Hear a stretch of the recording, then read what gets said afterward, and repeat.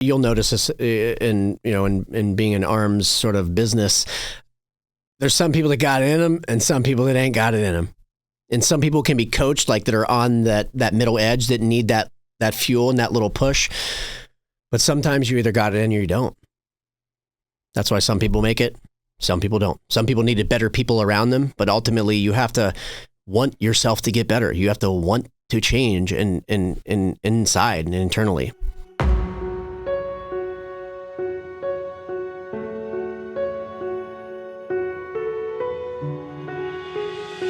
This episode is brought to you by Trident Coffee, the veteran-owned brand where every sip inspires you to live life full steam ahead. I've been drinking their coffees for a while now, and I'm glad to partner with a company whose products I use. At Trident, they're more than just coffee, they're storytellers. Crafted by veterans, their instant cold brew is perfect for those who serve, those who have served, and anyone who values wellness. Featuring natural ingredients like organic mushrooms, adaptogens, and nootropics, it's more than just a morning pick-me-up. It's your new wellness ritual. Enjoy it at home or on the go, wherever your day takes you. Trident Coffee isn't just about great tasting coffee. It's about empowering you to be the healthiest version of yourself. Because great veterans make great citizens. Try their instant cold brew today, along with many other coffee products, and taste the freedom of wellness. Remember, when you choose Trident, you're not just choosing coffee, you're choosing a path of connection through health and wellness. Head on over to tridentcoffee.com and use the promo code TDP15 for 15% off your order. Again, that's TDP15 for 15% off your order. This episode is brought to you by Soflete, a tactical fitness company founded by special operations soldiers. Soflete is dedicated to helping you achieve a healthy lifestyle. From expertly crafted training programs to high-quality proteins, pre-workouts, and sleep and recovery supplements, they've got everything you need to power through your day. Soflete also has a full line of clothing. They have you covered from shorts to cold weather gear. Embracing the motto, Die Living, Soflete inspires us all to embrace life with vigor and resilience. So take the first step towards a healthier you. Visit soflete.com, that's SOFLETE.com, and use the promo code TDP20 to get 20% off your order. Again, that's TDP20 for 20% off your order. Welcome back, everyone. I'm joined this time by an Army veteran. As a kid growing up, life for him wasn't the easiest. He was making some pretty poor decisions. No real direction in his life. Oh, and his high school graduation present was a newborn baby. 9/11 happens, but that isn't the catalyst to push him to the military. It was actually a mentor that came into his life who showed him some opportunities that might be there for him if he went in the military. So he enlisted, went to combat. Combat touched him. He lost friends while deployed. But what impacted him even more was the continued loss of his friends once they got back home. And that changed his trajectory. Today, he and his partners own the Reality Center. It's in Santa Monica, California. They are providing psychedelic experiences to help those with trauma, treat trauma, get through their trauma. But they're not using psychedelics. They've got an interesting platform that he'll explain more about. I know you're going to like this conversation. So here's episode 158 with Jonathan Chia.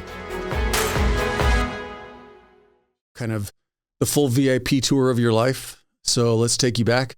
As a young boy, where's hometown? Where'd you grow up? So I grew up in Cincinnati, Ohio. My father was an immigrant from Lima, Peru. Came over here to go to college, Thomas More College in Northern Kentucky. And my mom was a middle-class hippie child.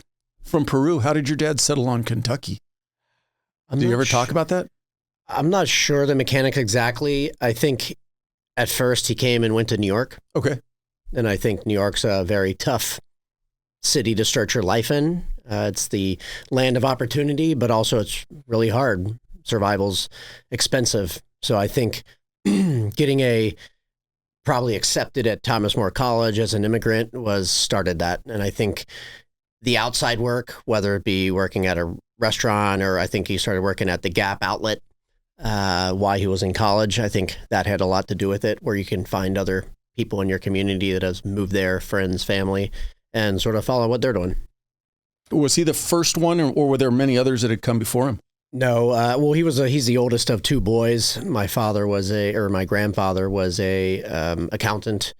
I started the Lima Yacht Club.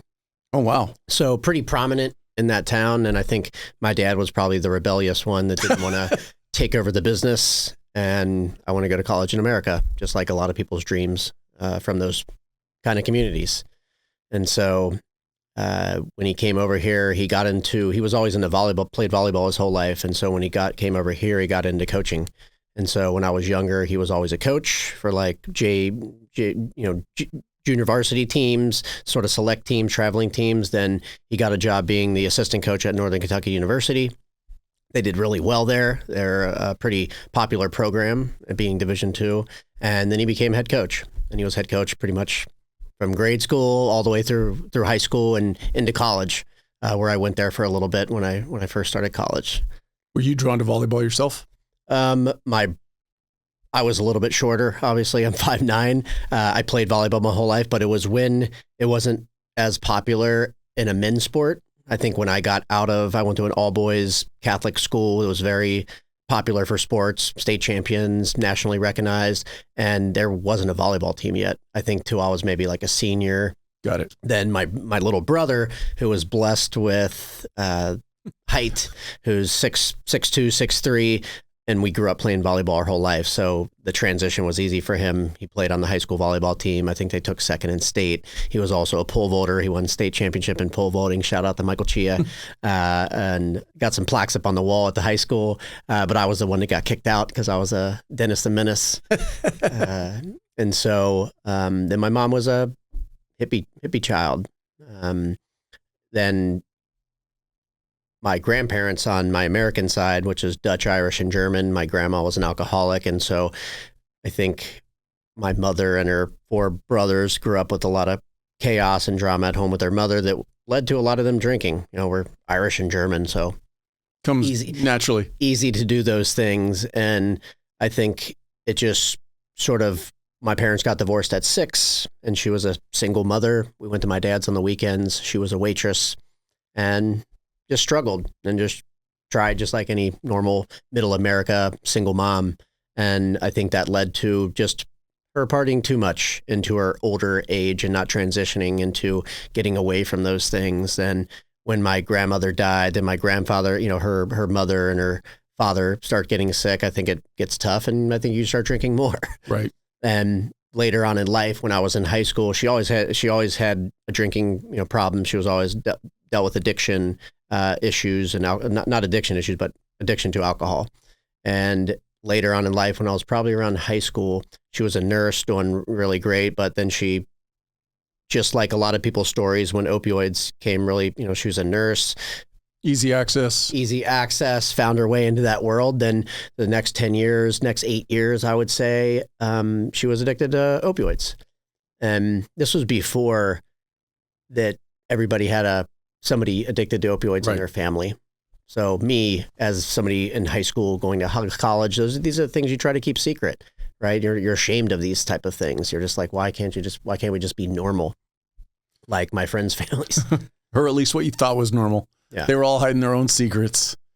For you, did you find that you use the term Dennis the Menace? So were you a troublemaker kid, or just kind of screwing off? I mean, I wasn't the kid that was going to say fuck you to a nun or a teacher, but I was the kid that wanted to talk to the girls or throw erasers or do mischievous stuff. The class clown. Go spray paint walls, maybe. It wasn't I was trying to hurt anybody or do anything like that or disrespect anybody. I was just mischievous. And especially, my dad not living in the house, I was the man of the house. So, and as an adolescent, when your coach or somebody tries to tell you to do things when we'd look like we needed a lot of guidance, maybe mom drops you off practice a half an hour late, picks you up a half an hour late. They're like, all right, let me take this kid under the wing. And maybe they were trying to father me a little bit, which makes somebody push back. Like, you're not going to father me. I'm the man of the house. Right. I'm the man.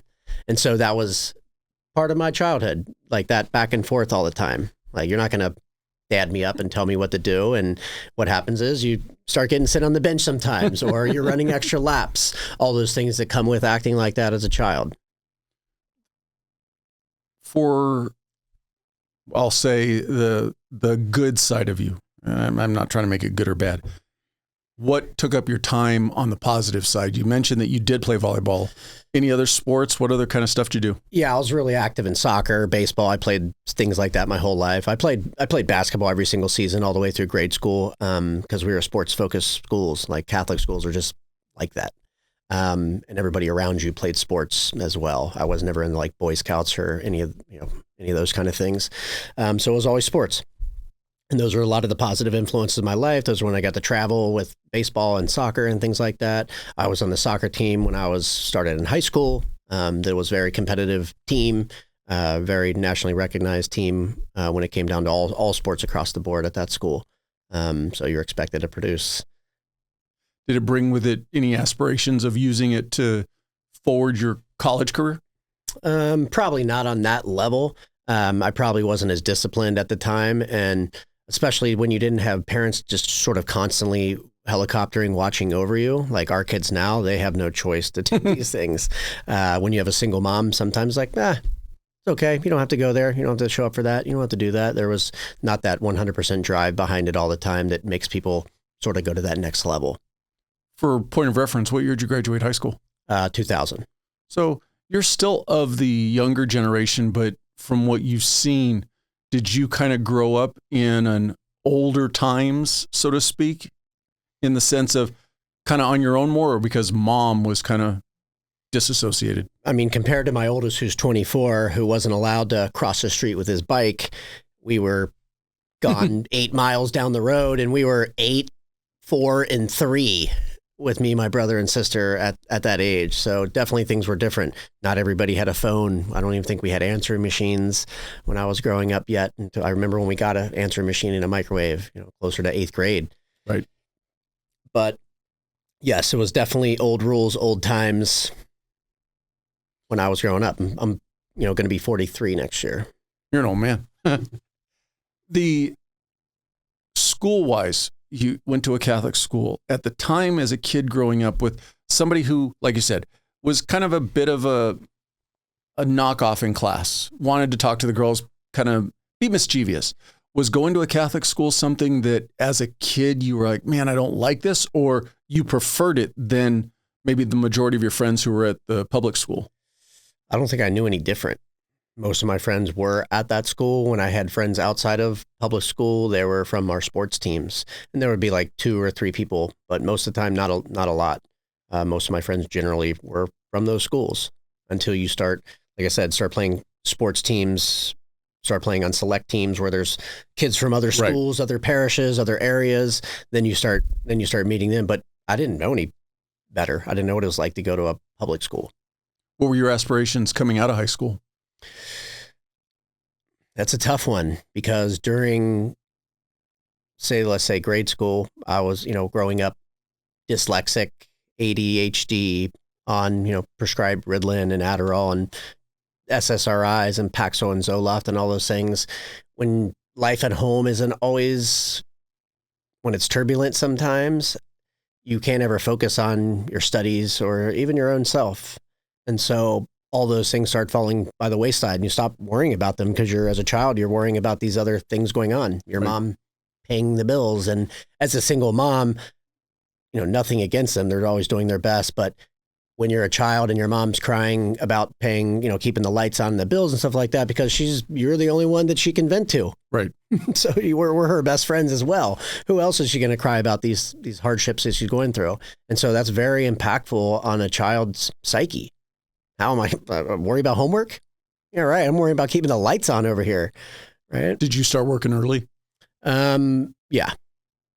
Yep. So graduated 2000. What'd you do right after high school? Well, probably during my junior year, I started working in the cell phone business. And so it was right when the cell phone business was coming out.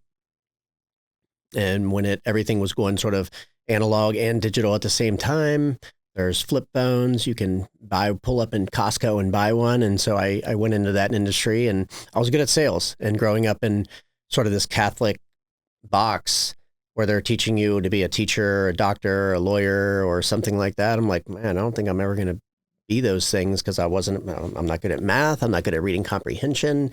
I don't know if it's going to be really hard for me to be those things. And at the time, I don't think the teachers were equipped with the worldly knowledge to open us up to these other things, that I could be a photographer or an MMA fighter or even a musician, to be honest with you. Right. They weren't at music class. They weren't breeding you to maybe be a musician one day, right?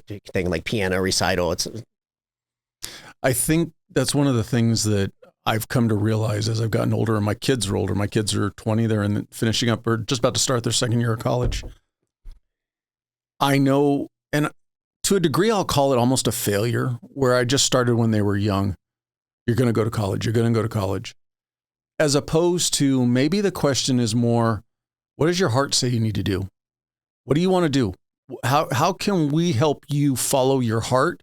And is it something that you can eventually, make a living at, live your life with?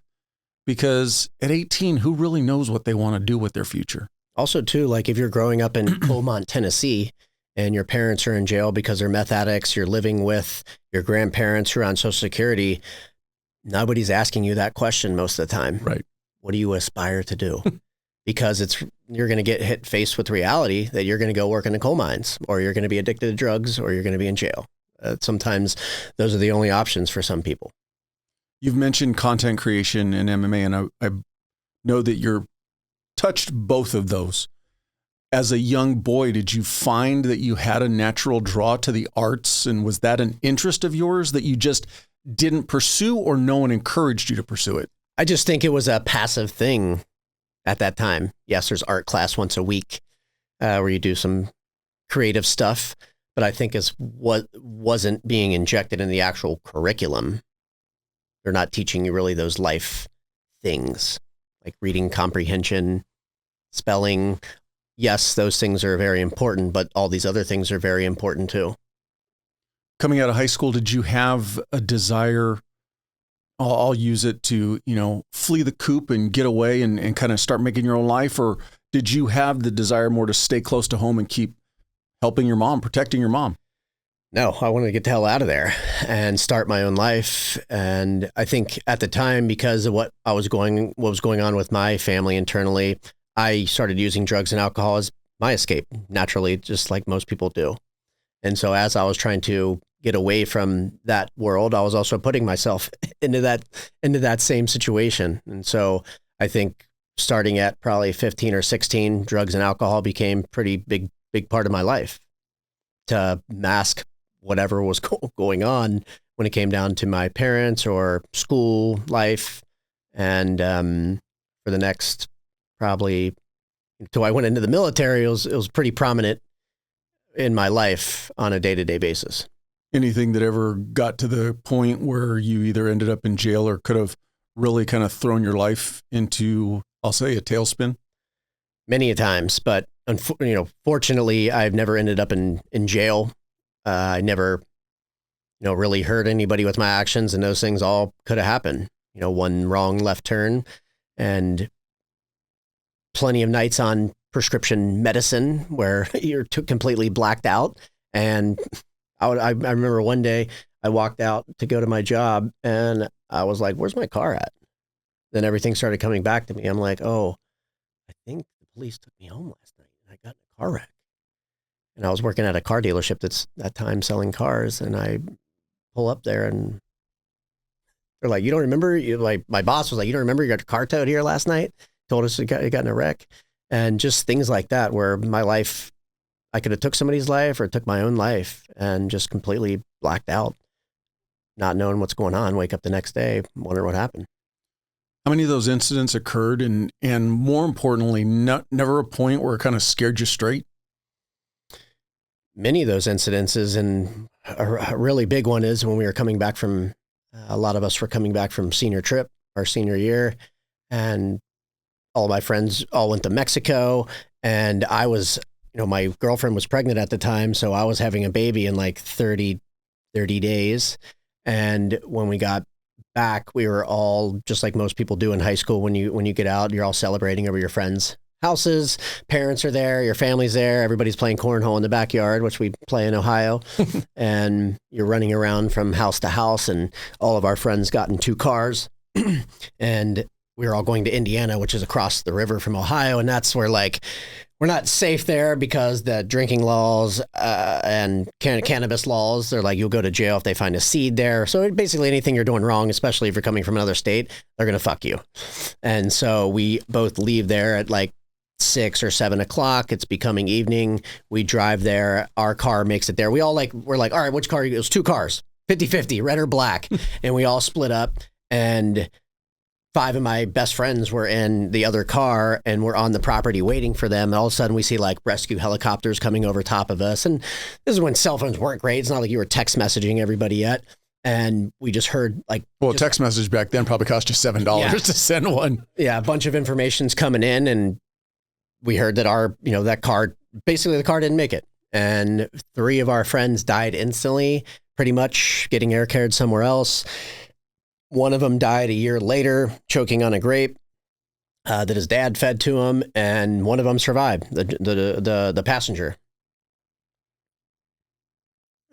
Can I assume that was the final catalyst for you, or was that just one of the incidents and you kept going down the path you were on? That was just the beginning of the end for me. And instead of letting that shake and wake me up and be like, look, you have a child coming into this world, it pushed me deeper into that world and fucked my life up for those next couple years till I was about 24 years old. And that's when I enlisted in the military. What was it that was that catalyst to kind of get you straight? And because I mean, I don't mean this in any way to be negative, but even a baby didn't get you right. No. What was the final straw? I think just being in a really dark place and, being back with your parents and your high school girlfriend breaking up with you and getting married to somebody else, and just the place of feeling like nothing. You mentioned you did start college or went for a little bit. Did you go right out of high school, or was there a break? About a year after that, and went to Northern Kentucky University for a year or 2, where my dad was a coach, so I got to go to school for free, pull my car up in the faculty parking lot, and it was all right for 2 years. But at that time, I was more focused on partying and exploring all those things, where some people were maybe exploring stuff, and I was using it to mask everything in my life. Were you able to? And I'll use the word protect. Were you able to protect your brother and sister and kind of keep that hidden from them? Or did they know what you were going through? Well, once I left, oh yeah, that's for sure. But then when I left, a lot of that stuff started continuing with my mom. And so they would call me and I would hear stories about that. And just, I was powerless. Got it. I want to go 2 different directions, but growing up in Ohio, and we're going to touch on your martial arts and fighting, but ever any wrestling as a kid? Yeah, I was on the high school wrestling team my freshman year and sophomore year. I started out at 103, then 112, and officially 119. So you were huge in high school. Yeah. I was short and skinny, but I was fast, and I had a lot of heart. Did that stay with you into the military, or had you taken a break from the martial arts training? Well, from I wasn't in the martial arts yet when I was in high school, because it wasn't prominent yet. It was still Hollywood movies. Got it. A lot of times on the surface, and it was kung fu and karate and taekwondo. Not always the coolest people took those things. You're like, look, I can kick that guy's ass. I don't think that belt's doing anything for him in a street fight. Right. And I was from the streets. And when you have a single mother and you're from the streets and you're poor, you had to fight a lot. And so I just grew up fighting. I was good at it. And then when I got into wrestling, where it was actually a sport, I was really good at it too. Was there ever the drive were you introduced to actual the martial arts or mixed martial arts aspect once you got into the Army? Yep. Not till I got in the military, and UFC became the coolest thing on the block. And right then, Matt Larkin, who basically started a program at the Army with the Gracies. They wrote a program, and it was combatives level 1, 2, 3, and 4. And as soon as you got to the military, starting at basic training, there was a combatives tournament right then and there. And you're like, if you were a wrestler coming from this already, 200 other guys you don't know, and a lot of people would lie and say they were state champions in wrestling or whatever, but you can't lie on the mat. Right. And I excelled very fast at it. And so in basic training, you learned a couple moves, and they had a tournament, and whoever won that tournament, you got to call home, or whoever came in first and second. Oh, wow. Yeah. There's some motivation. You want to win if you haven't talked to your family in 2 months. And so I took second at that, and I was like, you know what? I think I'm pretty good at this. But along with fighting, comes along with a lot of anxiety. So balancing that anxiety, if I do that, I'm a pretty effective fighter. I talk about, because I do jujitsu myself, and I talk about the fact that I really do believe it's good for veterans and first responders from both, obviously, the physical benefits, but the mental health benefits also. Because I say, when you're on the mat rolling with somebody, the only thing you're thinking about is that moment right there. Yeah. But you bring up a good point. When you found yourself in those environments, did it increase your anxiety or decrease it? Not when you're in it. When you're waiting to go in it. That's when the battle is. Right. When you're in there, you don't see anybody else. You don't hear anything. And it's just you doing your thing. And it started in wrestling. I remember the first time I didn't know anything about wrestling. And they're like, you're gonna be on the wrestling team. You're scrawny little tough guy. And I remember the first time we walked in there for the match, and every single light went out in the place. They put this bell over top, and it's just shining on you too. And I'm like, oh shit. That's when your heart starts pumping. Because I would consider myself a pretty cool, popular kid, and you don't want to get beat up in front of people, especially when there's cheerleaders or your girlfriend or your family watching. How far were you able to go in high school as far as a wrestler? I was just a good wrestler, but academics really held me back. I'm talking about as far as like state championships, that type stuff. Oh no, not into any stuff like that. Like I said, I didn't have a lot of guidance to get me to that place, because I was like this poor kid coming from this poor area into this, trying to inject myself. And so I feel like if I had more guidance and more coaching into that, I would definitely went a lot further. But really, where my career went further was when I got into the military. So let's use that then. When does the military come to your attention? So one of my mentors, who was just an original Yoda type of person, counted on him for a lot of physical type of stuff, fighting, but also a lot of mental and spiritual stuff. And I think that's when I got into a little bit spiritual side. I'm like, all right, this guy's different a little bit. It was my sister's boyfriend's father. And I think when my life started just, you want to go to jail or you want to go home? Which one you want? He started talking to me he was in the Navy. So he's like, you know what? Started talking about that. Nobody in my family was ever in the military. So I didn't have anybody be like, look, go into the military, do this, get out on a National Guard thing. You can go back to your job, but you're going to have these benefits. I never really had that guidance. It was him talking me into it and being like, look, this is your only thing right now. And I'm a man of like honor. I want my people around me to look up to me, especially my family and my friends. And so I think that was a good way to restore some honor to my family name, myself, and how people viewed me and how I viewed myself ultimately. So a lot of it was, if I'm reading it correctly, kind of in the back of your head, kind of the reset that you needed for your overall life. He was a Navy guy. How did you slip? I could get that out. How did you settle on the Army? It was probably, I watched the Twin Towers fall, and it was 2 years right after that. And I think there was just Googled Army, military recruiting station. I think there was one down the street from me. And when you go there, they're salespeople. So they're just lying to you, basically. And when you're looking down the list of jobs, you're like, oh, engineer, that sounds really cool, but in real life, I probably wouldn't be an engineer. But knowing engineer in the military is way different from an engineer in real life. And when you're looking down the lists and you're like, all right, what is the most extreme thing I can do to quickly reset my life and restore that honor that I was talking about? Oh, infantry. Oh, I'm on the front lines. We're in war right now. And so I basically walked in there. I said, yo, put me there. I want to go to war.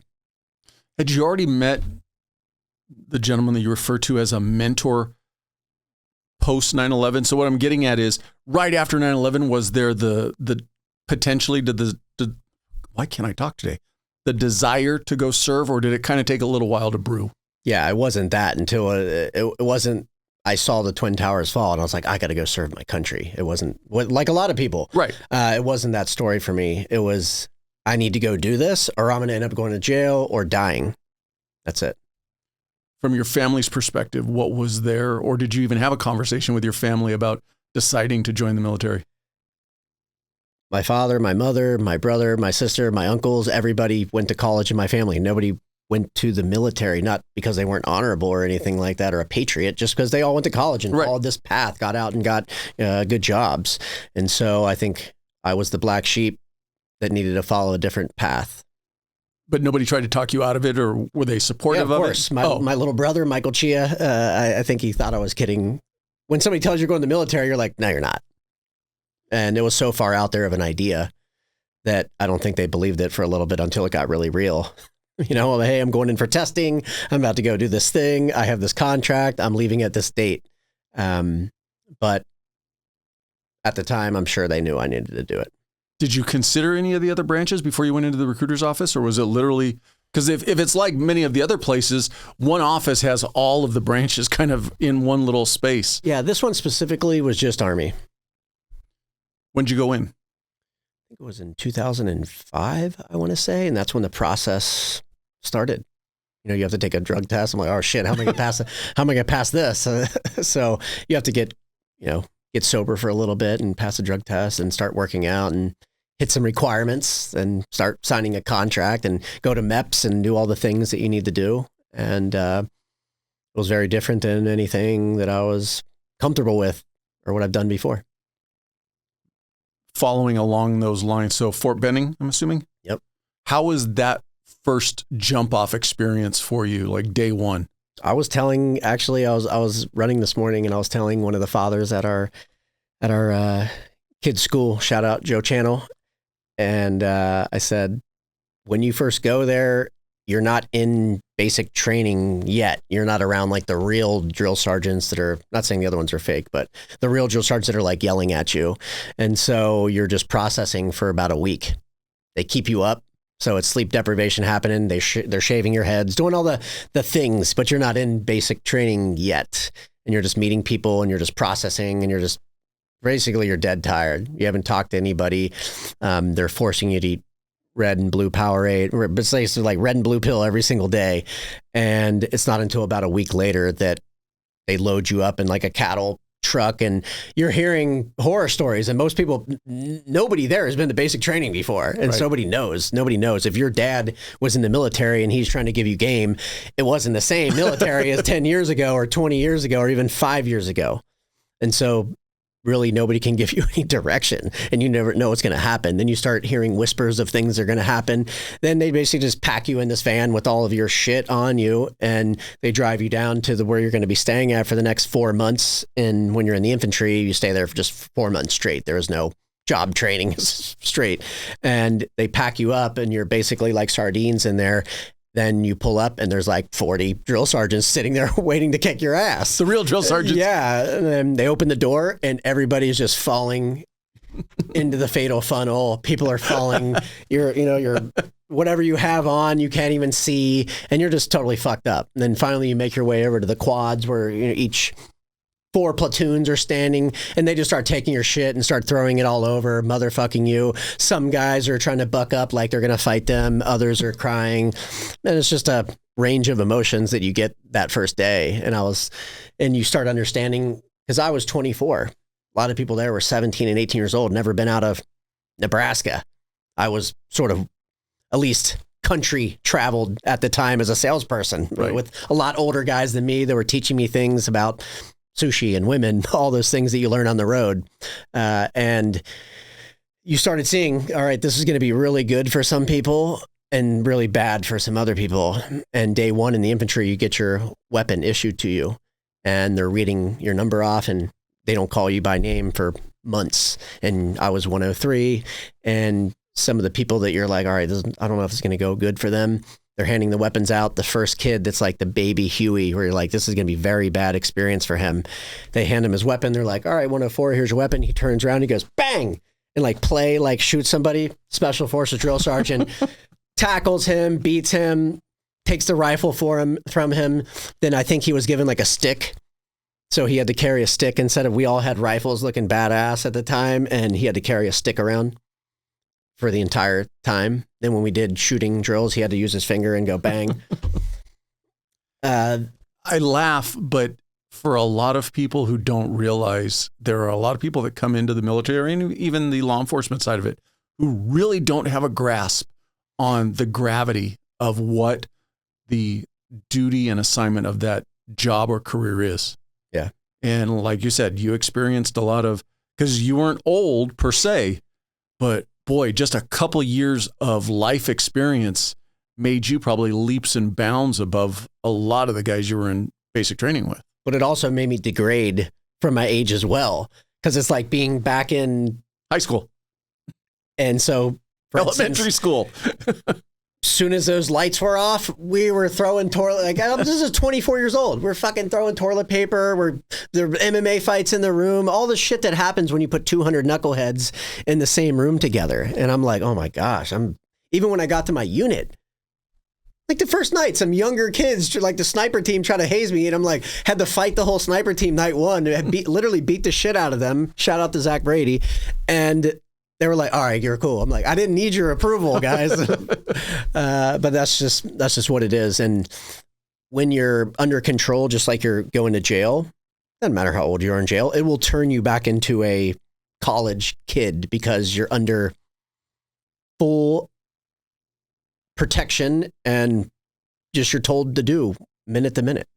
Because of your age, though, and because of the little bit of extra life experience, that first initial, after the first week of indoctrination, and then where basic training actually starts, were you able to kind of mentally take a step back and go, okay, this is just a game, let me roll with it? Or did it come as a shock to you also?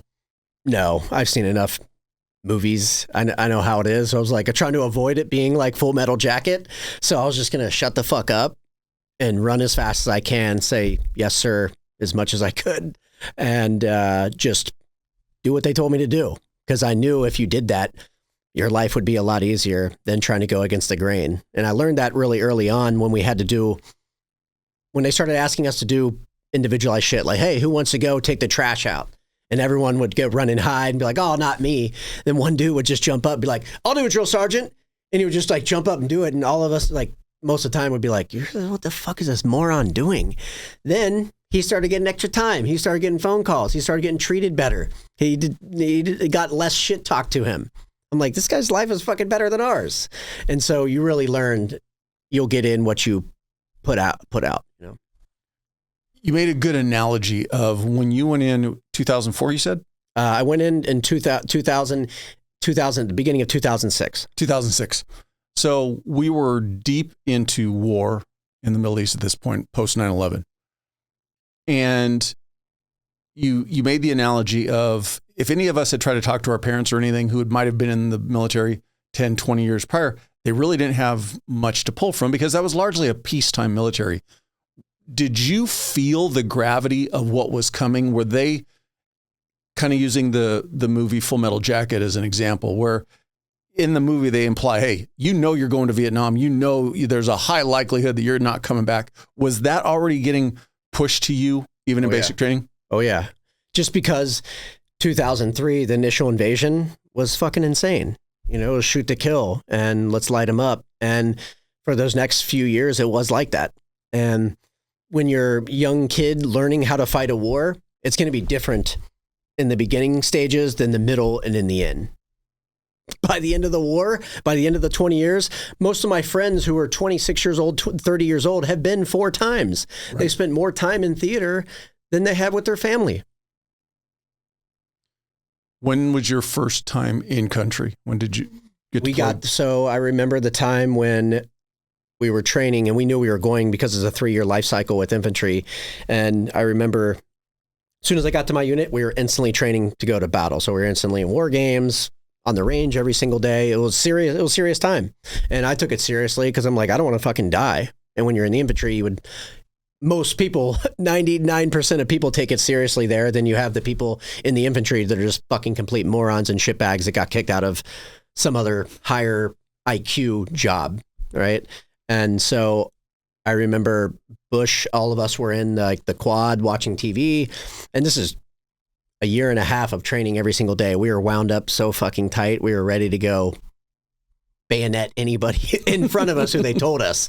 And you were going over there to defend your country too, not to sell weapons or get the next contract. Right. And so it was a really positive thing. Twin Towers just came down. We're trying to defeat Al-Qaeda at the time. Saddam, they just caught Saddam. The government was changing out. So it was a big transition time. And so 2005, Bush comes on, does a state of, I don't know if it was a State of the Union or one of those big speeches. And they were like, we're sending the second surge, 6 brigades to go over there and crush Al-Qaeda. And it was like, 50 dudes sitting around that'd been training to go to that specific place. It was like, we just won the Super Bowl. And we're all hugging. We're like, we're fucking going. We're calling all of our family. Like, we're about to get activated and we're getting deployed. And right then and there was war games all up until that time and getting prepared to go. Then 2006, we leave. We get over there in May. So it was already scorching hot. We landed right into Baghdad on Fob Falcon, which was a kilometer by a kilometer. Red hot base. Skies were always black. What kind of unit were you assigned to? 2nd Infantry Division. Okay. And so when I first went over there for the first couple of months, I was on the PSD team, guarding our commander and our sergeant major, the battalion level guys on their meetings. But getting anywhere was, the roads are black all the time. So it was a lot of stuff going on. And probably... How long was that first deployment going to be for you? 15 months. It was originally supposed to be 12 months. Then it gets extended because the infantry takes a lot of money to get over there. So I think they just play a game. They know we're going to be over there for that amount of time. But they were initially selling it to you on a 12-month deployment, and then it got extended to 15. Yep. Then went right into Baghdad. And when you're in the infantry, you get moved around from the FOB that you're on, most of the time the forward operating base, every 3 months, 4 months, so you don't become complacent. And so Baghdad, firefights every single day, incoming rounds on the base every single day, whether it be rocket attack, mortar attack, small arms fire, bullets just going through the tent and landing next to you, ladies dying in the MWR that are serving chicken fingers and stuff in the chow hall. So we were right in the middle of chaos at the time. And so it was a very intense time with pretty much 24-hour op tempo. Going back to when you first got in, were you thinking one enlistment and out, or was there a chance that you might do a career? I don't think you can think past. I think when you're young like that and you're just living in the moment and just trying not to die and survive, trying not to get yelled at, trying to keep up with everything that's going on. I think it's really hard to see past any of that. That's really living in the moment. And going into basic training, that was probably getting out of that 4 months. And I was telling my buddy this morning, when you first go in there and you're an older guy like me at 24, and they're like, all right, break yourself into 4 groups. If you think you're a fast guy, you think you're a slow guy. And I think I put myself in the C group because I was an athlete in high school, but obviously you party and get out of college, you're not an athlete like you used to be. You still have that same frame, but you don't have the endurance anymore. And I put myself in C group, and I remember that first day when it's pitch black, they wake you up that like second day to go run, and you don't know what's going to happen. And they're like, double time. And you're like, what the fuck does that mean? And everyone just fucking takes off, and you're like, oh shit. And within 5 minutes, your like heart is just like piercing. You can't breathe and you do not want to drop out. Because if you drop out, you're going to hear a large drill sergeant voice be like, Chia, 103, you piece of shit, get back. You know, you already heard it from the fat guys that are in the back. You're like, I don't want to be that person. And so you just fucking keep going with the gun to your head. Then I think after about a month, I made my way up to the A group and got those cobwebs off of me. Then I fucking loved it. It was like, let's fucking go. You don't want to be in a group with me because I'm going to make you fucking drop out. And that was my mentality. I just went so far deep into that, into my mental and physical exercise of being a good soldier. Then by the time I got out in 4 months, I don't know, I guess I can say I was just fucking completely balanced, clear. I was mission driven. I was ready to go to war, do this thing. I was just a different person. And it's the best I've ever felt in my life. How were you as far as off the chemical dependency at that point? I mean, it was 4 months, but you don't always escape it. So I, during basic training, just because I've always been that mischievous person, it was probably about 2 months in, and it's when they started letting us have like letters from our parents and lickies. They would take away the lickies and chewies, but they would send them. They were like, oh, I'm taking these Starbursts that your parents sent you, because we weren't allowed having any, I guess, sugar from our parents. And I had my brother send me some cannabis, and I was like, drill 2 holes up through my deodorant and put some cannabis up once, however he did it. Right. And I was telling my buddies, I'm like, I'm going to get some cannabis and we're going to smoke a joint in here. Because we were all basically glory days of what we used to do. Other guys I met, a Texas guy, Florida guy. And the first training exercise, I rolled a joint in the bathroom and we went out and smoked the joint right there in basic training. And I don't think it definitely wasn't to get high. I think it was to push the boundaries and see if I can do it. But that's me again, trying to go back to my old ways. And any of those times I could have been caught, thrown out, and just really fucked my life up. Fast forward to you're now deployed. You're experiencing war live and in color. Is it, all right, let me just get home from this deployment and I'm done with the military? Or were you thinking at that point you might stay in? No. After my buddy died, the first 30 days in, I was like, let's get the fuck out of here. When does the Army's combatives, I know you mentioned it starts in basic training, but as far as dedicating yourself to doing that, when does that shift happen? So the first probably 4 months, it was 24-hour op tempo, so there was no left and right. It was like you're waking up every 2 hours and we're riding. It wasn't until the third final half of the deployment where we were on, I forget the name of the base. I think it was called Warhorse. It was FOB Warhorse. It was a bigger base where they had, you can go get a massage and a haircut. FOB Falcon was only a kilometer by a kilometer. There was only a computer station with the phone bank there. But we went up there. They had was some more basic. Yeah. It was nobody wanted to go there, work there as a civilian. Right. Yeah. It's like, you can't pay me enough to go die there.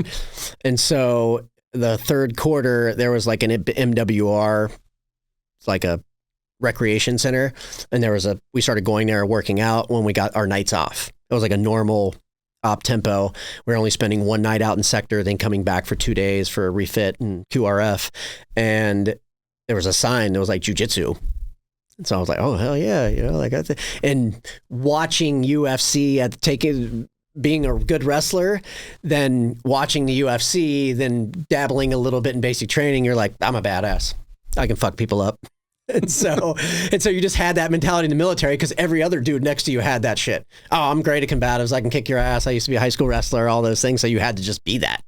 If you didn't, you're sort of a puss in the infantry.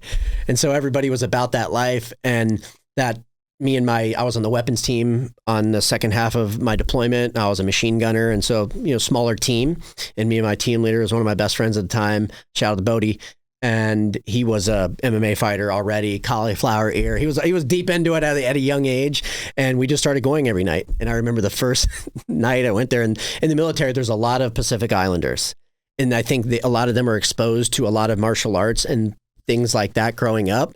And I remember going in there thinking I'm going to kick somebody's ass, and I just get my eyeballs popped out of my head the first couple days, and I'm like, your neck is just like red the next day. You can't even get your neck up. You're like trying to turn your neck, and you just get your ass kicked. Are the instructors military or civilian? Civilian, but this guy was like probably a high level purple belt and an MMA fighter himself over there doing this. And so all the people that went there, just like if you go play ping pong in the military at the MWR, you can't be a fucking recreational ping pong player and think you're going to go play with these guys. Like if you do anything, you're going to get the best of the best doing that in their off time. Because they got nothing else to do. Right.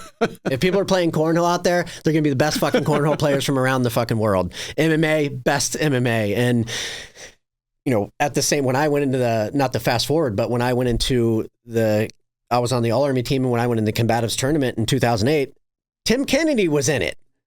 Like that's the level.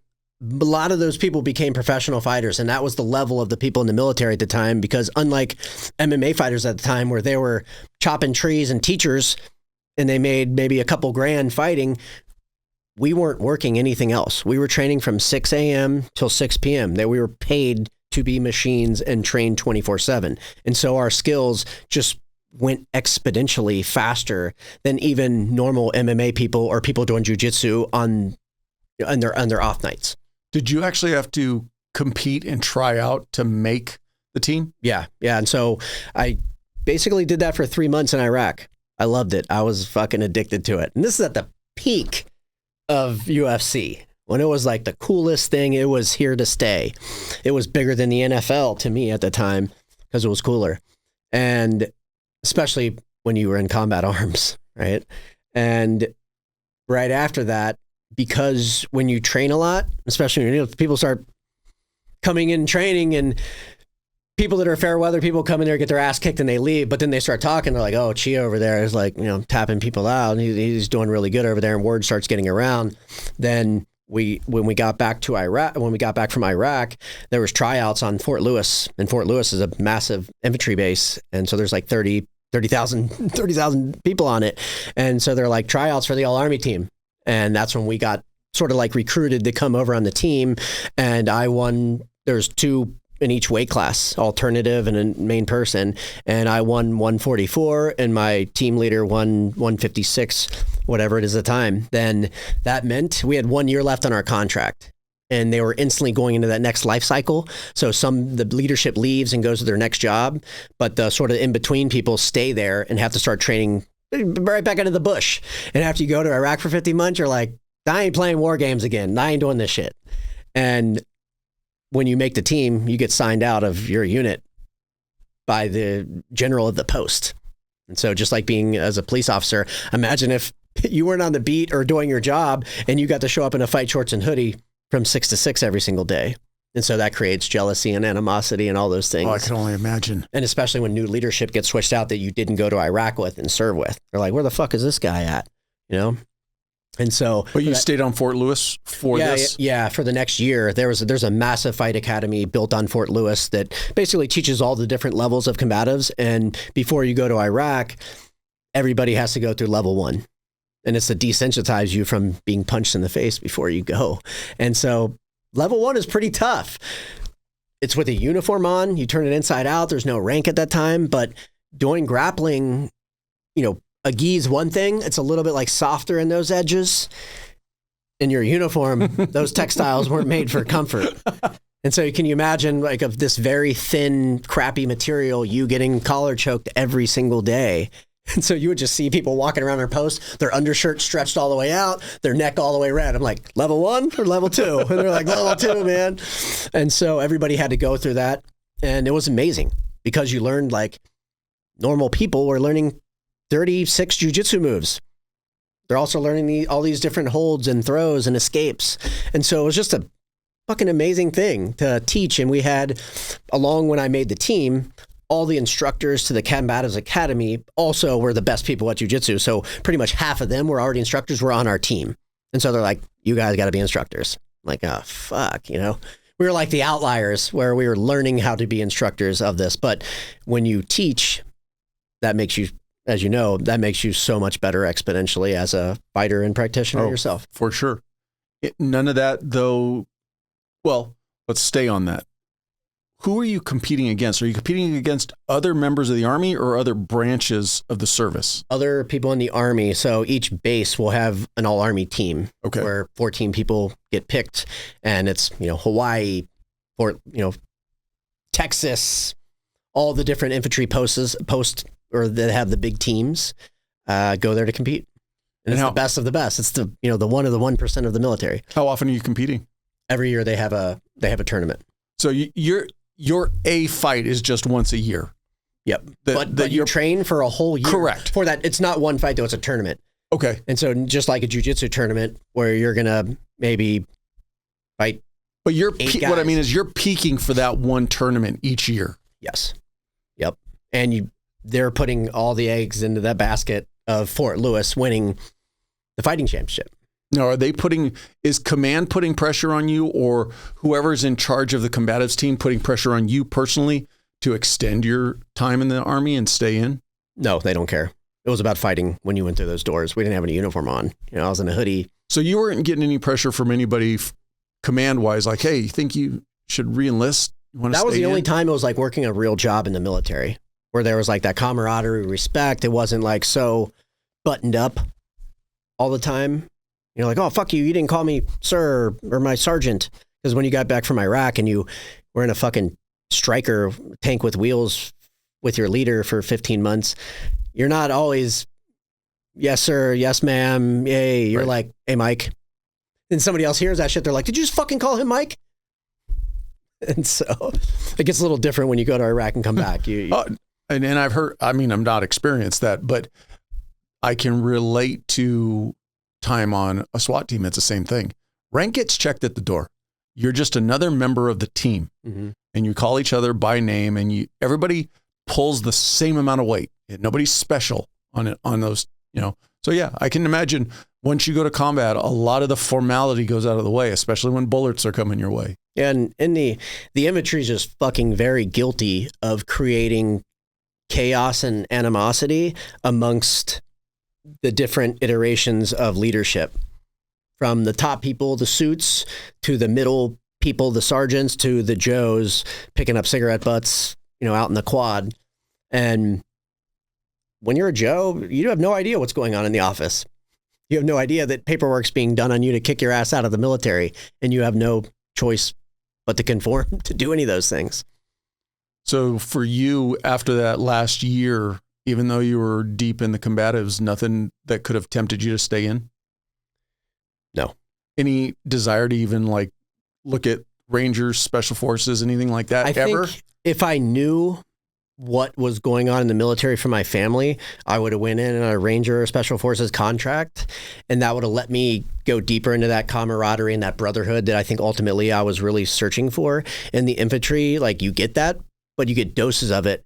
Then they're like doing paperwork on you, or that guy's gone. You're like, what happened to the team? Right. Like I thought we were dying and winning and losing together. And sometimes it's not always like that. And I think that's a big factor when people get out of the military, especially the infantry, and you don't get the phone calls anymore. There was nothing. They're doing this thing, and you're by yourself outside of base, and you can't get back on anymore. And then you start realizing, like, oh shit, this is the government. They don't. I am just a number. As important as they told me for being 5 minutes late for formation, none of that shit actually fucking mattered. When you're 5 minutes gone, they don't even remember you. They don't remember you. And so I think when I got out, I was just sort of looking for that next thing. And that's when I left Washington State in the rain. It was very depressing because it rained every fucking day. And I moved down to California, started a new life in the sun. Did you stay with the combatives when you came down initially? I initially moved in with my aunt and uncle in San Clemente. And my goal was, what I did was get out of the military, use your GI Bill.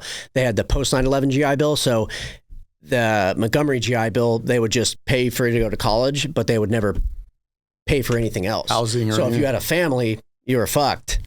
Right? You had to stay going to school and you're just getting free college, but you had to work full time. So it's really hard to do that. So a lot of people would drop out. And so that's why they started the post 9/11, where they would basically pay you like you were still in the military, and they would pay for your school, pay for your books, so you can get to actually focus on your education. And so when you initially got out, this was a new program. Got out, moved down to California, and I found the school that was near that area where I was going to train, and that was Gracie Barra in San Clemente, where Flavio Almeida owns, and he was top jiu-jitsu practitioner in the world. I think he won Abu Dhabi a couple years in a row, and that's who I was going to fucking go train with. And go to college. I was going to become a chef. I love cooking, enrolled in culinary school. Then that first or second day, remember, I'm a lot older. I'm 28 now, going back to college. And that first day, all the kids or parents are dropping them off. Then I saw the culinary kids coming out, busted open the doors with 3 garbage cans, food on the front of them, dumping the garbage cans in the thing. And I just like looked at that situation. I was like, it ran through my mind. What was my plan? I was like, your parents aren't wealthy. The bank's not going to give you a loan. You're not going to roll in and become head chef or some executive chef somewhere where it warrants any good kind of pay. And so I looked at that list, did down that list, and I picked digital photography. And I went into that world for the next decade of my life. Staying with you personally, you mentioned losing a close friend in combat. Obviously, that's going to have an impact on you. When you were actually out of the Army, how was your mental headspace? How'd you deal with that transition to back? You've already given a good example of seeing these young kids, and you're like, man, I've already experienced so much more than what they've experienced in their lives. They still got mommy and daddy dropping them off at school. So you're obviously seeing the world through a different set of eyes. But you personally, how are you doing? I think when you first get out, you just don't know. So if anything's affecting you from a trauma or post-traumatic stress standpoint, you don't know how to gauge it. It doesn't exist. You don't know what it is. And just like, if the best example is to show what's going on, like if you get a lot of people get in a car wreck, and from that moment on, they have fear in a car. Whether it's somebody driving erratically, like they're sleeping in the car and somebody hits the brakes and they were like, oh my God. Most of the people I talk to that have been in a pretty traumatic car wreck, they're pretty fearful in the car. I'm like, that's a great example of post-traumatic stress that a lot of people deal with. And it's not from war. It's not as prominent as just getting in a car and seeing the effect. It's you're walking down the street and you don't feel around a lot of people. I noticed when I went to I used to live in downtown Los Angeles, and I went to like some fireworks show in downtown LA. And I got it was the first time I really got sandwiched in between people. And I'm like, there's only one exit out of here. Well, what the fuck is wrong with these people? And I'm like gauging all these things are going through my mind. And like, that's when you start seeing a little bit of the post-traumatic stress, when you get around crowds and certain type of situations. And that's like the early on when you start noticing things, but it's not until you start using drugs and alcohol and start making really bad decisions that you're like, oh, all these things are connected. What was the catalyst to get you back to using drugs again? I think I always just sort of never really stopped at the adolescent age. I think when I got back, when you move to California, it's a little bit more open. And so I've always just been a cannabis user, a big advocate. I'm on the board of the Veteran Cannabis Group. But I think everything can be taken both ways. You can go to the gym every single day and it could be terrible for your life, or you can go to gym every day and it be very beneficial. And so it's everything with balance at that time. And so embracing the California vibes and the beach life, you start using cannabis a lot. And so that really is an easy way to block out a lot of the post-traumatic stress or stressors or the symptoms that you might be receiving from those incidents. And most of the time it's stress and anxiety and not being able to sleep very well and maybe dipping into depression because you're not sleeping or ever being reset. So you're doing digital photography. You still doing jiu-jitsu? Did you end up starting to train down there? Well, what happened was, I was training there for a bit. Then when I transitioned into photography, and that's when digital cameras started really become prominent and being able to shoot very, very good video. And so that's when a lot of photographers transitioned into directing things, shooting stuff for brands. And I transitioned pretty fast. I accelerated at a very fast rate compared to my peers in school. I instantly started going to Hollywood and paparazziing celebrities. And one time I shot a couple sets of the Kardashians. Then that led to me finding the top agency that does those type of images. Just real quick, how do you jump from starting a digital photography class to then, did you bring all the equipment to the table to shoot a couple episodes of the Kardashians, or did you just show up? Shoot episodes of the Kardashians. This is, I got photos of the Kardashians. Oh, okay. Then because I had these photos in my possession, the agency reached out to me. Got it. Brought me in under their wing, Bauer and Griffin Agency. Shout out to Frank. And they're a very well-respected agency. The stuff you'll see on the tabloid magazines that are working in cahoots with the celebrities to create these things. No. Celebrities don't curate their image. Come on. Yeah. And so found my way into that and sort of stumbled into working with around those type of things. And when you're a young photographer and you're starting to work with celebrities, it really propels you a lot. Like your friends from back home or your parents are like, oh, it validates you, right? Maybe a lot of the other jobs that don't mean shit pay a lot more than working with a celebrity, that's for sure. But they validate you. And me coming from a place of growing up, really poor, I was really good in sales and made a lot of money doing it, but that was always clouded by all the other bullshit that I was doing. So I couldn't fully thrive and standing at the top of the mountain per se. Did you find that being creative came natural to you? Yeah. Because when it came down to production, doing a shoot or something like that, it's very regimented. Everybody has their specific job on set. And me being a leader, it was easy to get people to follow me and be a hard worker and then mirror that and ultimately have really good shoots and really happy clients and great creative work. It's a good synergy. You have to balance a lot of ego, emotion, time that I found myself really good at. Was the time aspect what took you away from jiu-jitsu? Yeah. I had to go deep into that world, and my career was starting to kick off. And right after I started that career, I started shooting some fashion stuff, and that led to me starting my first company, which was a 3-day program for unsigned models in California. And what was that aspect? When you say unsigned models, so what was your company doing that was helping propel them? It was bringing them in, showing them the nuts and bolts of the business, showing them etiquette, who to work with, who not to work with, and ultimately putting them on the actual stage where they get to perform and do these things. So when they go into this stuff as a professional, they know what they're doing. Then getting them around other people that are like them. And so when they're going to castings, they have 10 other people to go to castings with. They're going there as a team, as a squad. They're sharing other things that they're doing so other people can come. We just really created and this was kids from 6 to 36. And just like why some parents send their kids to go to camp or sports, you hope that coach is instilling some kind of confidence, pride, and showing them how to sort of level up their life. So how does the Reality Center get its inception and what it's doing today and how it came about to what it's doing today? Yeah, so to back up on how all this started, we started using our cameras and us being directors and photographers that are exploring different modalities. And we were trying to heal ourselves, but also tell the story of others that were being healed at the time.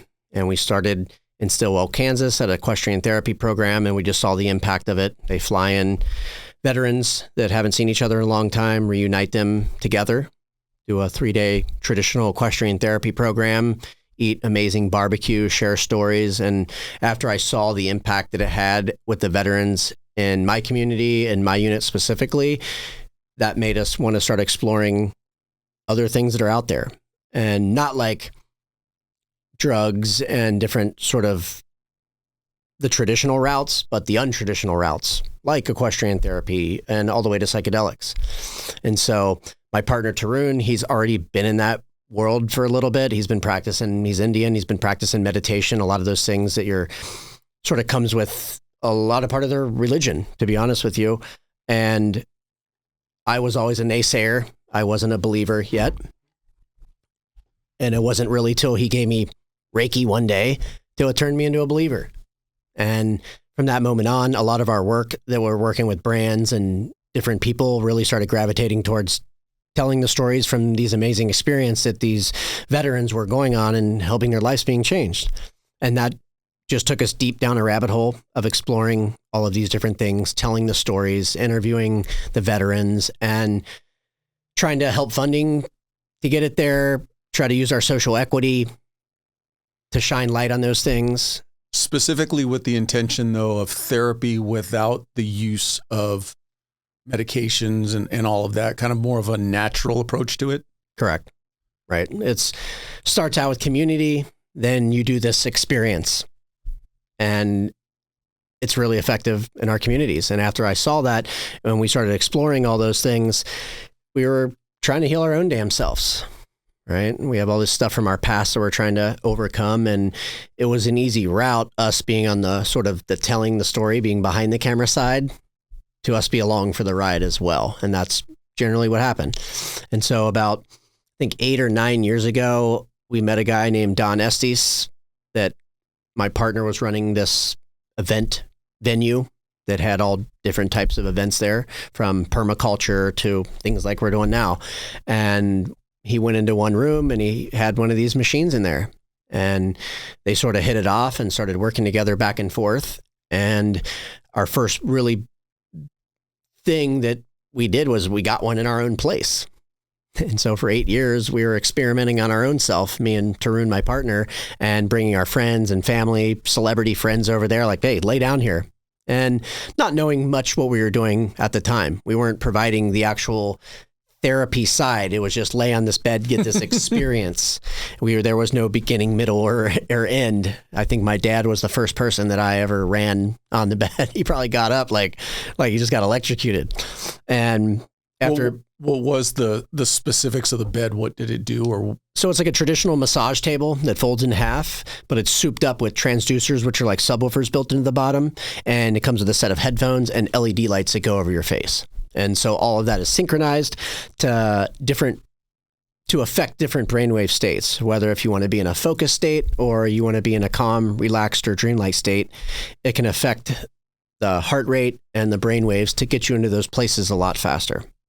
And so after experimenting on ourselves for 8 years, then there was a piece of technology that our partner had sort of sitting on the shelf dusty, and we would bring high-level net worth people into Don's house in the Palisades, really cool house, and take them on a ride on the flagship device, what's called the Wavetable, blow people's minds.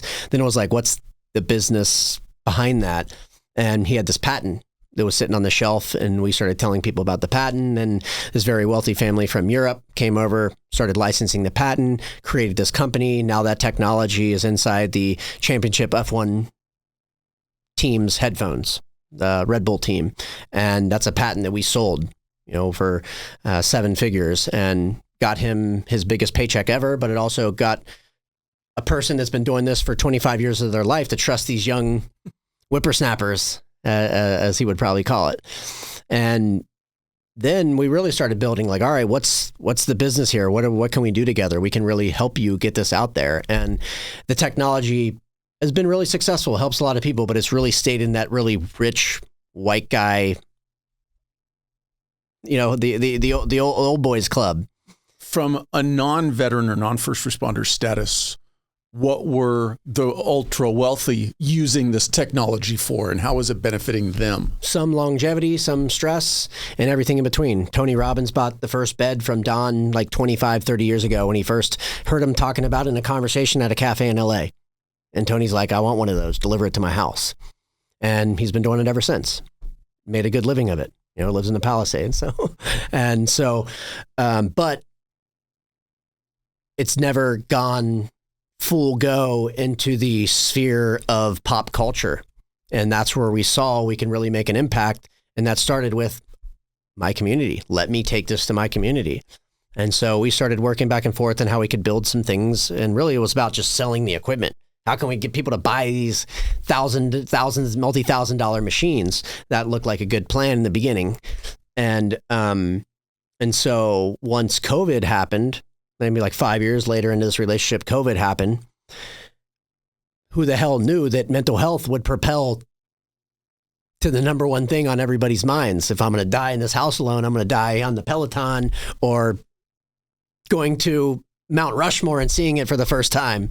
And so when that took a lot of precedence in people's lives, we knew it was time to open up the Reality Center. And we had no idea what it was going to be, how people would accept it, how we're even going to tell people what it is, right? Nobody else does what we do, really.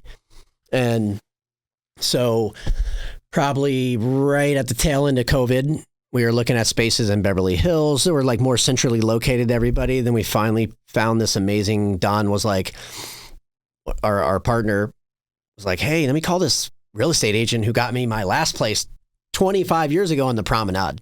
We're like, we weren't, maybe she's dead by now, who knows? Sure enough, she's still selling real estate. And next thing you know, we're standing in front of her and she's showing us the most amazing space right on 2nd Street, right in between Hot 8 Yoga, across from Orange Theory, right on the beach, in between the promenade and the boardwalk.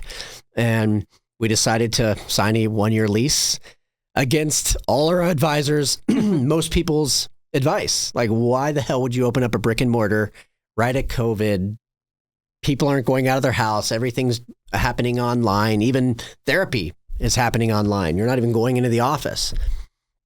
And so we took a risk and started building this space out. And in the beginning, it became our office, our R&D lab, where we just invite people. I'm going on a podcast. Just like I told you, when you asked me to come on the podcast, I said, get your ass and come see me first. And then we go on the podcast. But for a lot of people, it's hard to get to the West Side or it's far away. And so we started opening up to the public after about 1 year in. We let press start doing a couple stories. Our amazing PR team introduced us to one of the head senior writers at the LA Times, Adam DeShorn, and he came in for a session. And we, just like some of the other press that have came in, we don't know what the impression's going to be or what's going to happen. And you just try to put your best foot forward. And he had an amazing session, spent some time with him. And about a month or two later, the story came out. And we didn't know it was going to come out. And it was probably 3:00 in the morning.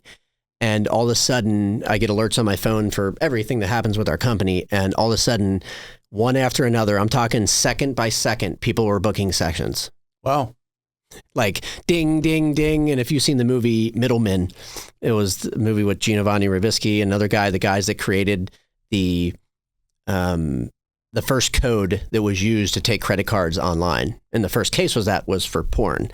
And so they basically set up on their computer in the movie, all right, anybody watches this stuff, it's going to be a bell. Anybody watches this kind of stuff, it's going to be a horn.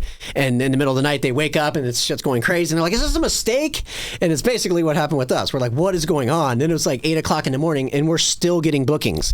And we're talking like 100 bookings in maybe 24 hours or something crazy. Our 3 months was completely packed out. Bookings were over on top of bookings. We had to bring in our partners and get on the phone and start calling people like, hey, we're triple booked. Can we move you to this day? And thank God everybody was very nice and amazing because they wanted to experience it. And they're like, I'll wait a week if I have to. And that's when the doors started opening up.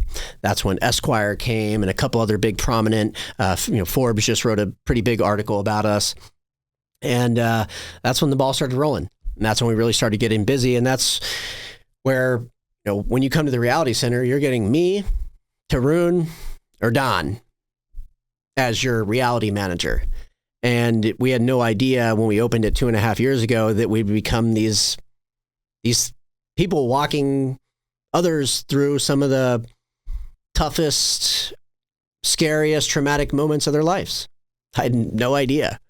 That's right now what's kind of rattling around in my head. So, and I'm going to stay focused on the veteran and first responder community. I come to you, I'm struggling with some trauma, stress, whatever you want to refer to it as, and I take a session with your company at the Reality Center.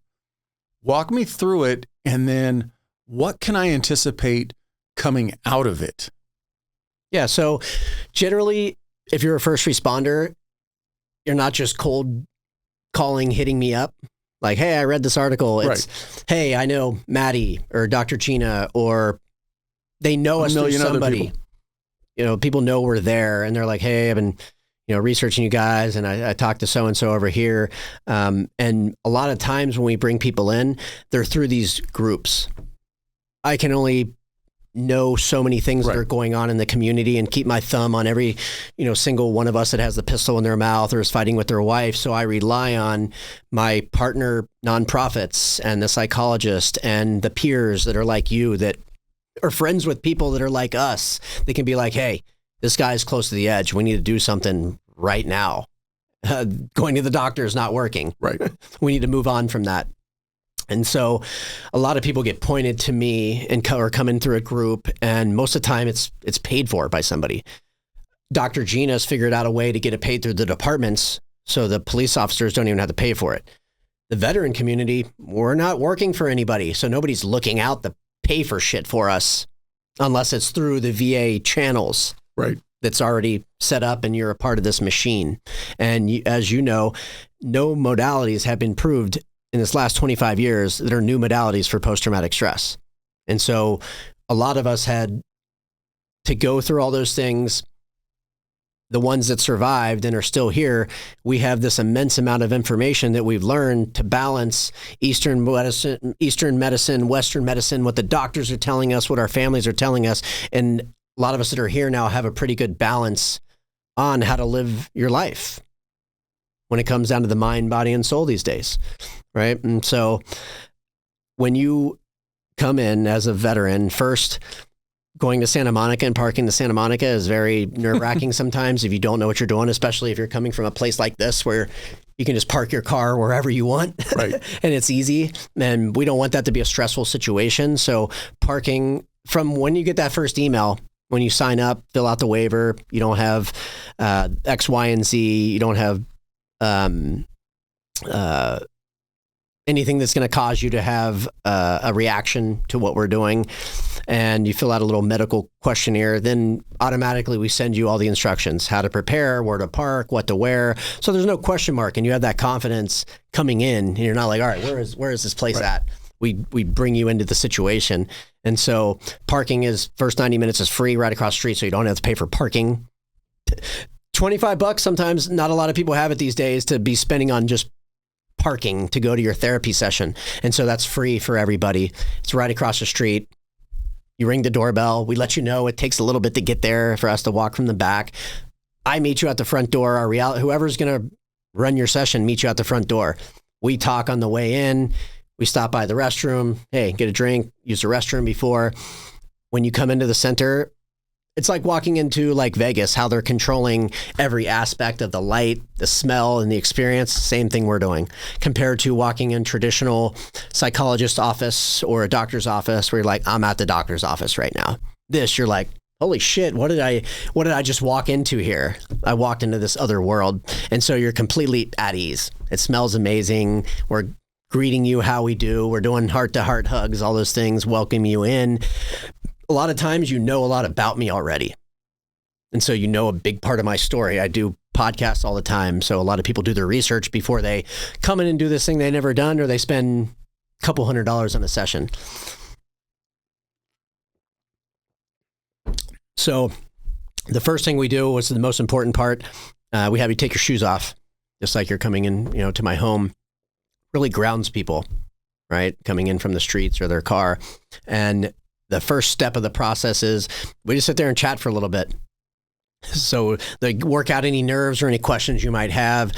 I usually start with a little anecdotal story about myself, just to break the ice, some jokes. Then we take you into a private room, and there's a $5,000 zero-G chair sitting in there. And so it balances out the liquids in your body. So you just feel like you're sort of completely buoyant. And then there's two transducers like subwoofers built into the chair. Then you have a headphones on with a microphone. And on the other side is our reality manager sitting in front of a screen with another headphone on and a mic. And we sit down and we lean you back and you're looking at our wall that has a projection on it. And that's our software. That's research grade vocal analysis software that lets us read the frequencies up to the 12th harmonic, the colors, the notes, the keys. As you're speaking, it's writing the notes on a note staff. It's typing the keys on a keyboard. So it's an immense amount of information that's coming out of your voice, all this data that it's tracking from moment to moment. And I use this example. My wife hates it, but you being a police officer, if they thought you killed your wife or your neighbor, the very first thing they're going to do is, will you do a polygraph test?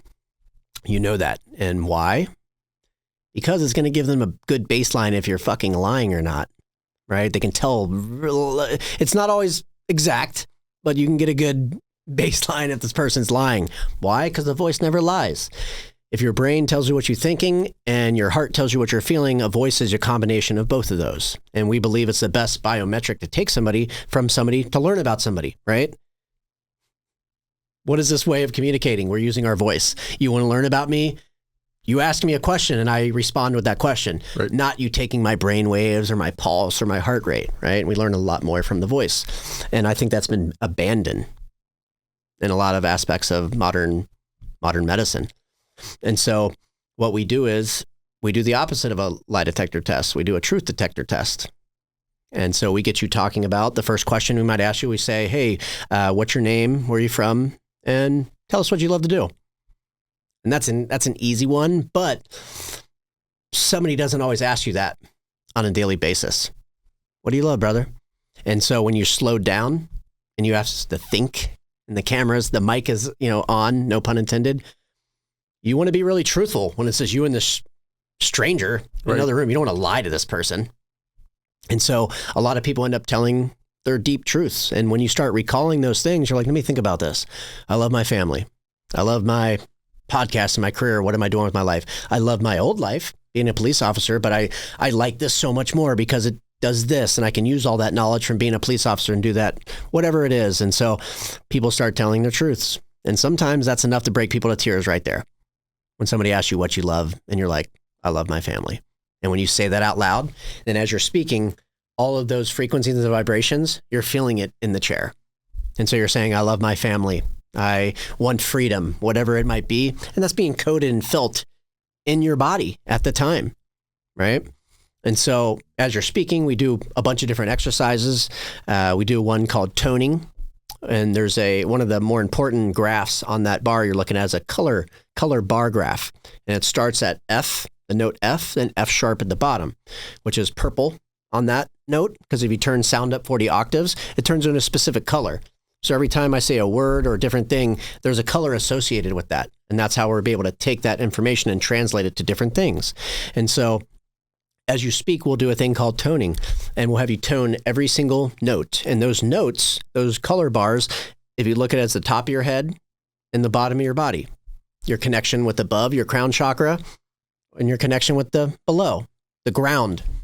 And so we walk you through a couple different exercises, and we're able to, after the end of that, we're able to, in an analog way, tell you what all this information means.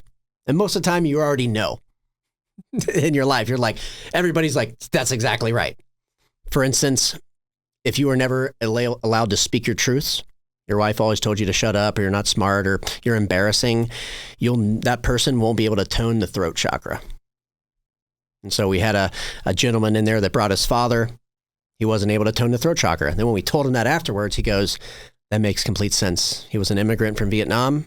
He worked as a custodian, and this person treated him like shit every single day, never allowed him to speak his truths. And I've seen it. This thing never lies, just like a lie detector. And so it allows people to, when people already know that information, it allows them to understand that. They're like, wow, that is what I thought was going on, right? Well, and I would also hope too, that the people that are going in there to use this to try to help them are not looking at it like a lie detector test, in the sense that there's a lot of inherent stress that comes with just being under it.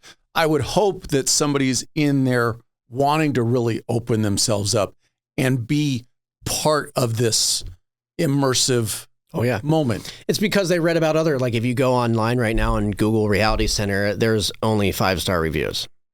And it's almost unheard of after doing this crazy, sometimes scary, sometimes happy experience. And it's not just about you laying on the bed, it's about the whole process. And we've had people that had scary experiences and didn't have that great of experience. But in the review, they were like, I'm still giving you guys a 5-star because how you guys treated me with such care and empathy. And to me, that was one of the best reviews, that she didn't have a great experience, but she still left it a 5-star review because of our team and how amazing we were to her. And so after the the initial analog sort of back and forth on what this means to your life as you're looking at all this stuff. And then that data that we captured, that we freeze. And remember, you're telling the things that you love, the things that make you happy, the things that light you up. And you're only talking about these amazing things in your life or the future of what you want. And so we take all of those frequencies, those colors, those notes, and those tones. Then we take that information, then that's what powers your light, sound, and vibration therapy session afterwards. So it's your own biofeedback from your voice. That information gets translated into the frequencies and all the stuff that's going through your body as your light, sound, and vibration therapy session goes on. And so it's biofeedback being fed back through your body through the frequencies and vibration and light and the sound. Now, would that be the same for every session? So is it a series of sessions to where you kind of, I'll use the analogy, like somebody goes to therapy. That first time with a therapist, they might open up a little bit, and then the next time they come, they open up a little bit more. And pretty soon, 4 or 5 sessions in is when it's really maybe hitting you because you have grown comfortable enough to say, okay, I'm dropping all the barriers. Is that in a way kind of like how your process works? It can work like that. And obviously, more practice and doing it better. Our technology is all about letting go and submitting. And sometimes it makes you do that, just like psychedelics. And this is where our technology really is freaky, exactly like psychedelics, to where when that person goes in there, and just like ayahuasca, if you ask somebody about psychedelic experience, like how many do you need, right? If you go and meet your dead mom that you needed to go talk to, and you're like, wow, I just let go of all that past trauma and now I can go into the future and live my life. Maybe you don't need to do this shit again. Right? Maybe you have a baby and you're like, all right, I'm having a baby. I need to go do this. I'm called to go do this again. But sometimes you never need to do it ever again because you're revealed or you see or feel what you need to do. And so we always tell people, obviously a couple sessions is the best, but just start with one session. We don't try to hard sell anybody into buying packages or spending another dollar if they don't have to. We've seen it all. We've seen people jump up off the bed and they're like, I'm marrying her. And I've seen people jump off the bed, I'm divorcing her. I've seen people not pay their bill for 3 months and me wondering if they're alive and me reach out, not for the money, but be like, hey, are you okay? Oh my gosh, I'm sorry, Jonathan. I met the woman of my dreams a week after our session and we're getting married. And I'm just like, all right, I thought you were fucking dead, man. Like, let me know you're okay. Right. And so we've seen it all. We've seen people that are on the edge of suicide get shown a lot of things. Maybe their mother or their grandmother that helped them down off some pretty big cliffs. And they were like, why am I doing this myself? I want to make my mom and my grandmother proud, and they helped me off this, and I want to destroy what they helped me out with. And so we've seen everything, and it really reveals a lot of times to that person whatever they need to reveal. Sometimes it's not seeing something. Sometimes it's hearing something you need to hear. Sometimes it's feeling something. It's different for everybody. Sometimes you're feeling something that you're seeing. You're not really seeing it, but you're feeling it, so it's creating an image in your mind.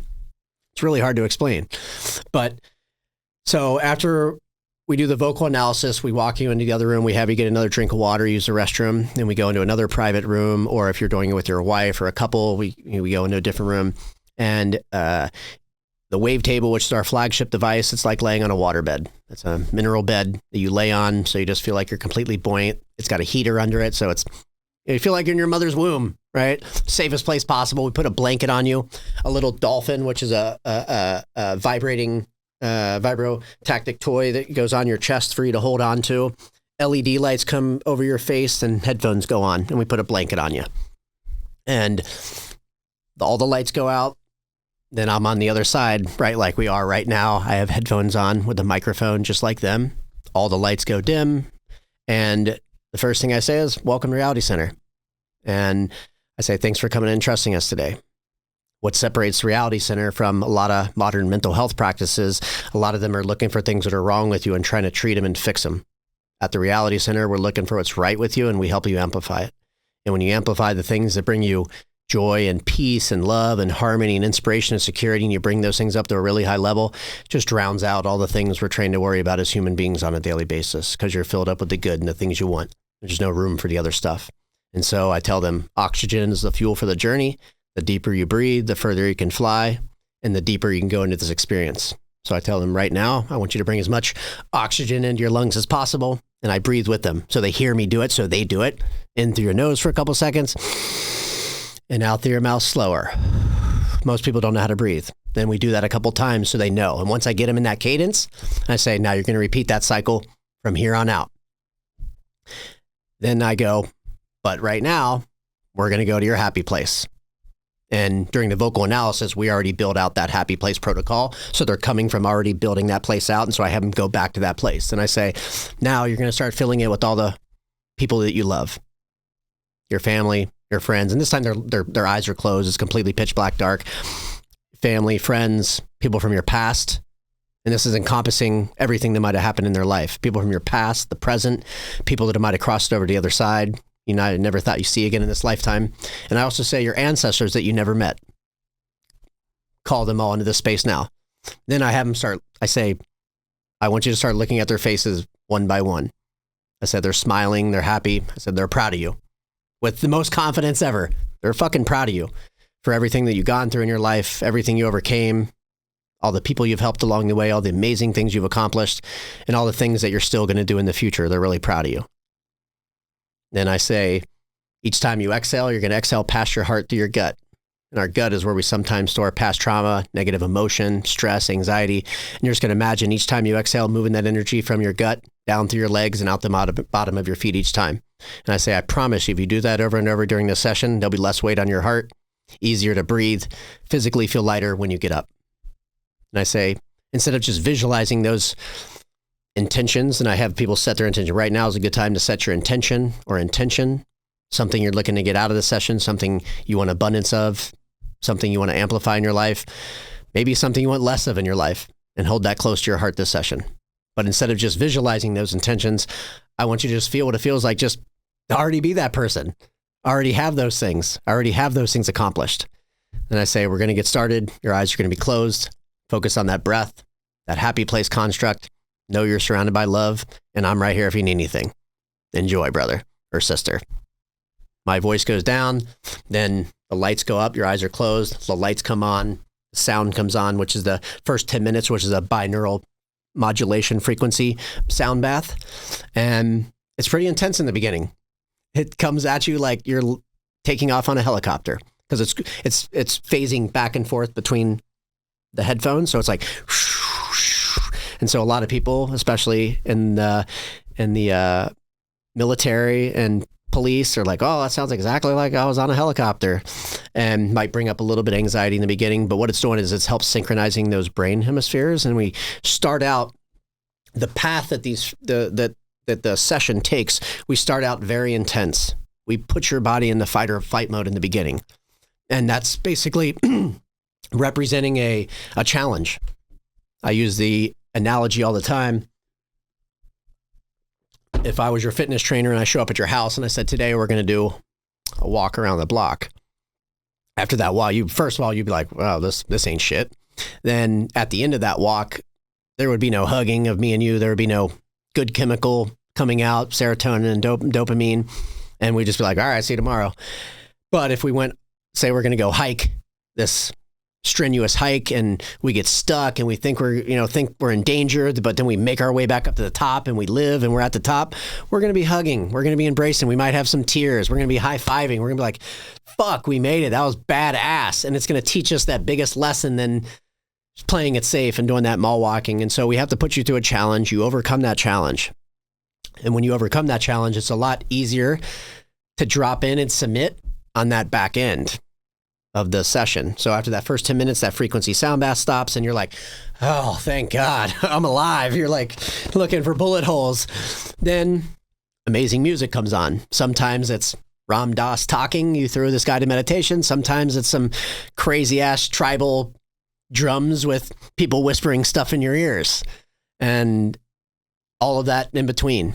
And so we really take you on this journey, this hour-long, 90-minute journey that you're like, oh, I'm scared. I'm happy. I'm frightened. I'm powerful. I see my ancestors. I'm up on this horse. And so you go through this whole gamut of emotions.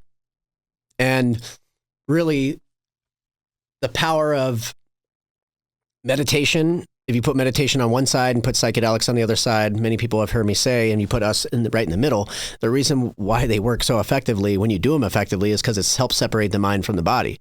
And when you separate that mind from the body and you sort of go to your higher self and you're looking down upon your whole life from this bird's eye view perspective, you're able to examine all the things that are going on in your life, things you're holding on to, your past traumas, anger towards yourself, others, your mom, dad, neighbor, and people go, why am I mad at mom? Why am I mad at dad? Why am I mad at brother? Why am I always battling with the wife? Let me just let that shit go. It is not important. And when you're in that higher self status and you have this sort of big picture epiphany and you realize like somebody taking their shoes off in the house is not that important. Using the correct rag when I'm cleaning the dishes ain't really that fucking important. Definitely ain't nothing to argue about. And so the little things that sometimes the tough things, people just let those go. And they want to focus on the future instead of all these things in the past that are creating the symptoms that they're dealing with on a daily basis. And so one side is having this examination, but then another side is the actual physical experience, vibrating the shit out of your body and you listening to these guided meditations and my guided meditation in the beginning that's doing this release and purging your body of all those things. And so when you get up off that, you're like, wow, I don't have any stress or any anxiety right now. I don't have heart palpitations right now. I can like breathe for once. I don't feel this weight on me all bunkered down. Or the reason why I say those things is because it fucking happens when you get up and nobody ever argues with me. Everybody gets up like, Jesus Christ, I can breathe. I can feel lighter. And I say, that's when I got him. I'm like, isn't it crazy how you can think something and physically put weight on yourself? So that means you can think something the other way and take that weight off yourself. And if you can think something and make yourself sick, you can think something and heal yourself. And so it really shows them the ability to do those things. And so we show them a place that you can get to where if they're not willing to try psychedelics or fully submit on psychedelics or practice meditation for a really long time where they might get that same effect, they're never going to fucking get there. They're never going to see the other side. They're never going to see what they're made of. They're never going to understand that you do go somewhere when you die. They're not going to understand that you are connected with every living thing on the fucking planet and you're the same. And we're all hyper connected in this thing we can't explain. Have you had, I'll call them patients, customers, whatever you want to refer to it? Well, I'll stop you there. Patience actually means submissive one. And so we would never call anybody our patient. Okay. And so we call them clients, friends, family, stuff like that. People who have used your service, have they tried other, like you mentioned, I know that the psychedelics have gotten very popular over the last couple of years. Somebody who's gone that route, but then, and if I'm misconstruing this, I apologize, but almost a synthetic experience of a psychedelic in your facility where they preferred it or it gave them more of a release. Does that make sense? Yeah. Meditation is a tough one. Fastest way to balance your nervous system without taking anything or having anybody act upon you. But it's really hard for a lot of people. It went out the window for me a long time ago. I don't have like the dedication to sit there. It almost gives me anxiety when my wife on a Sunday will play the guided meditation. It's the British lady that comes on. All right, get in your comfortable space and don't move. Clear out your mind. I'm like, babe, my sciatica is acting up. I want to move and I want to get the fuck out of here. And I'm waiting to like the last second of the 10 minutes. I'm like, all right, time to start the day. And for people like me, which there's a lot of people like me out there, we need that fuel, something acting upon us. And so a lot of times for a lot of people, it's psychedelics. It's the fastest route to the other side. But that comes with a whole set of things, right? I'm not going to call them issues, but things you have to deal with beginning, middle, during the experience, and after. And what people don't have is a lot of time and a lot of the money to continue to pay for the aftermath of that experience, whether it be like a coach or a psychologist or more psychedelic integration. People are like, I got to try this one thing. And if it's that or that ain't working. And so to answer your question, a lot of people have done psychedelics in high school. They have eaten a couple mushrooms and freaked out or maybe loved it. Then life starts, you go to college, you get a job, you have kids, and that shit just went out the window. Most of the time, people aren't moonlighting and be like, oh, let me get a little, until now. And especially people that live in California. We're in this little bubble, I would say. Right. Not everybody in Ohio is microdosing on a daily basis like us, right?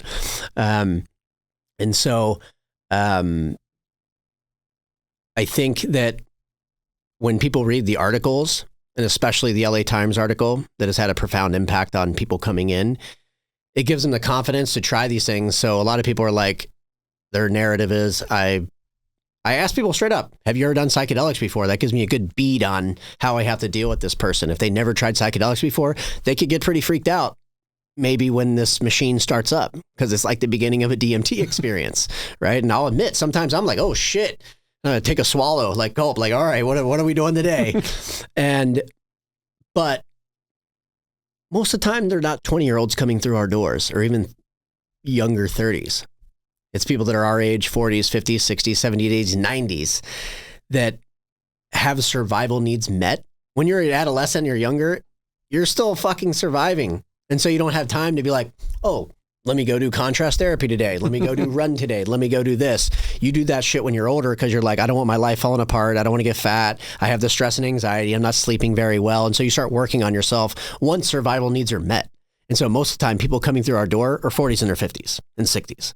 Well, and not to overgeneralize it, but for most people in their 20s, they don't have the years of shoving it down per se, to where in your 30s and 40s and 50s is when it starts erupting and coming back on you and really having a huge negative impact on your life. Yeah, when you're in your 20s and even in your 30s, like you're in your teenager, you're partying still. You don't know that you're partying to cloud out any trauma that's happened in your life yet. You're not dealing with it. And like I said, with the PTSD, I didn't notice until like a decade went by when I started clocking and noticing those little things, my idiosyncrasies from those post-traumatic stress. It's not as visible as me getting in a car wreck than me being scared in cars. Right. It's not the same. The voice analysis that gets done at the start of a session, does the data that's the computer takes in from that initial analysis dictate the sound therapy that comes through later in the treatment? Yep, it dictates the frequencies that we use. And so it's your own biofeedback being fed back into your body through these frequencies. And so during the session, it's generally an hour on the bed, and you go through a range of emotions, a bunch of different music selections. We take you on this deep introspective journey. And really, most people are trying to figure out how to treat the symptoms of the post-traumatic stress. Most of the time, they're not attributing the symptoms with post-traumatic stress. They're like, oh man, I don't know why I have this anxiety, or why I'm not sleeping very well, or why my heart's like, I have heart palpitations or shooting pains in my leg, or my leg's numb. They're not, most of the time, you're not even attributing it to an incident or a slew of incidents that happen. And, the body keeps a score. Most of the time, it is. And so I think then what we do effectively is modern medicine is trying to treat those things. I just went to a neurologist for my migraines, and he was an outside vendor for the VA. Come in, he goes, hey, what do you think's causing these? I go, this is why I'm here, for you to tell me.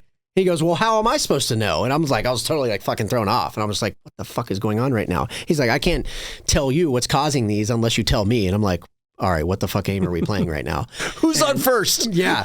And so after a little bit, he just goes, all right, cool. I'm going to give you these 2 prescriptions. One of them you're going to take every single day for the rest of your life. The other one you're going to take if you feel a migraine coming on. And after I left, I'm in the car. I'm like, not once did he ask me if I drink water, if I'm hydrated, or if I'm exposed to, I have fucking 30 cats and they're shitting in my house and like it's causing these fumes. Or he didn't walk through any of these things that if you were me being not even a person with a degree would ask you. If you said you have migraines every day, I would start with hydration, food. What's your sleep pattern? What are you putting like? in your body? What's your sleep pattern?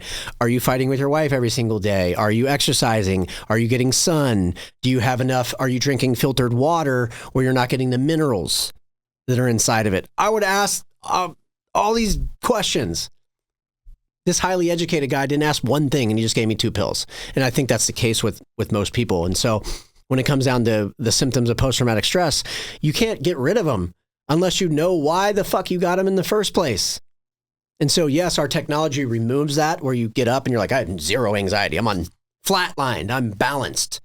But the other thing is, takes you on this introspective journey and you're looking at your life in this bird's eye view where you actually, those things come up. Mad anger at mom, anger at dad, whatever you're holding on to, and you examine them. And when you examine them from that bird's eye view and you separate the mind from the body, you separate that ego portion, which most of the time stops us from forgiving ourselves or others, the people that cause our trauma. And so when you're in those spaces, and that's why psychedelics work so well, because you're in this introspective fucking chasm journey and all these things that are coming up very fast instead of many, many years of different kinds of therapies. And you just go straight to the source. You're like, Mom, I'm sorry for everything. And so when you come out of that trip and that experience, you can move on with your fucking life. And so we try to get people, most of the time people come in for on the mental health side. I have stress, anxiety, I'm not sleeping very well, I don't have great relationships, but we try to move them fast as humanly possible to the human performance side. All right, now we've forgiven mom. The fuck you want to do every single day for the rest of your life? Right. What do you want to do before you die? What are those things on the list? The simple thing was to forgive yourself, forgive that instance, that moment. Now it's all right, now what's going to come forward? And so if you're just constantly trying to treat the symptoms, you'll never get to the root of it and they'll just keep on coming back. And so, yes, you have to treat the initial symptoms. My back hurts or I have stress and anxiety, and you have to get over that hump with somebody and deliver that to them. But the best thing that can happen is you go on this fucking journey that speaks to you and forever shifts you from that moment on.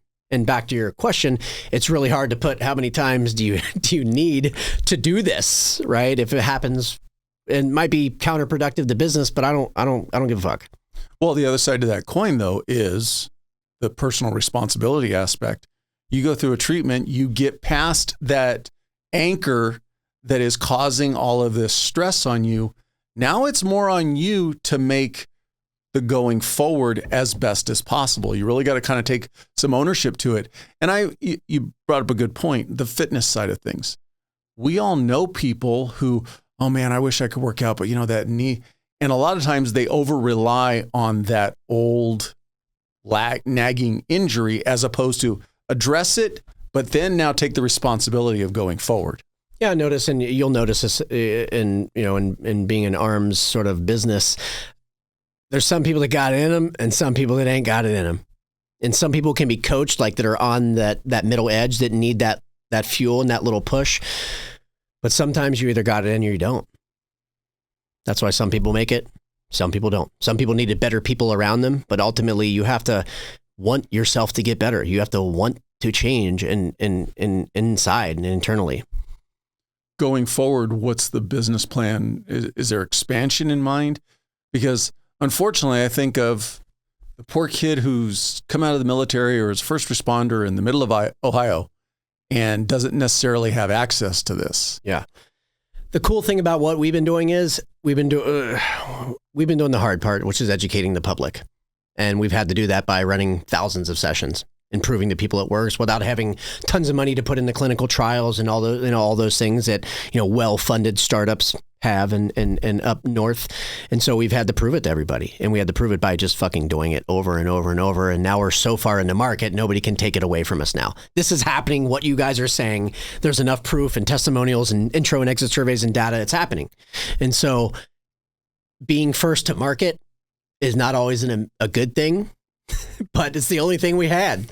And so we had to push really far into market. We had to risk opening brick and mortars and having money that we had to pay every single month while everybody else is building an app or doing something. And so I tell people all the time, veterans, to me, if you look at everybody in the mental health and wellness space, are some of the most important pieces in this last 10 years, because let's just say you were still you're still working on the force.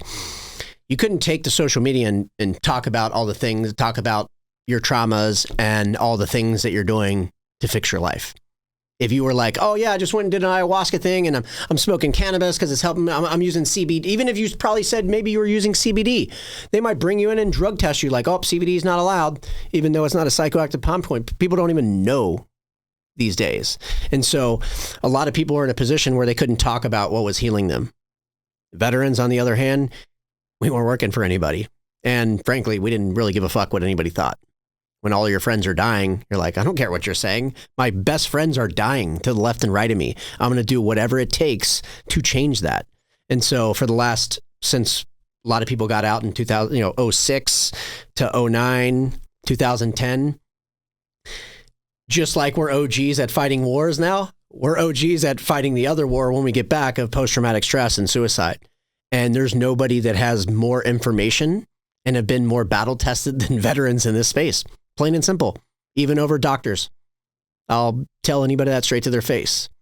And so with that comes along with a lot of information, but obviously a lot of heartache and problems and trauma, right? And so it's like this revolving door. Another guy dies, another guy gets on the bottle, another guy puts a pistol in his mouth, and it's just this cycle. And so we've been working really hard to break that. And it's taken a lot of us to stick our neck out there and be like, look, psychedelics are fucking working. Ibogaine is working for special forces operators that got the pistol in their mouth. Ayahuasca is working, but where do we have to go to get it? Peru, Mexico. So the places and sources, and when people come to me, VA ain't paying for it yet. And so we've had to sort of create all these things, whether it be a nonprofit or a piece of technology that we created to save our own asses. And so after trying to do that in our communities for the last 10 years and slow down the suicide and get people back up on the horse, police officers started knocking you guys started having a lot of suicides in your ranks. Firefighters, nurses, doctors, clinicians that were beat down with COVID and people saying, fuck you, I'm not wearing my mask, and just being disrespected by everybody, or conspiracy theory. It's just fucking chaos. And so when you guys start seeing a lot of people die in your ranks, you're like, okay, we got to do something. Maybe this guy needs to go do ayahuasca.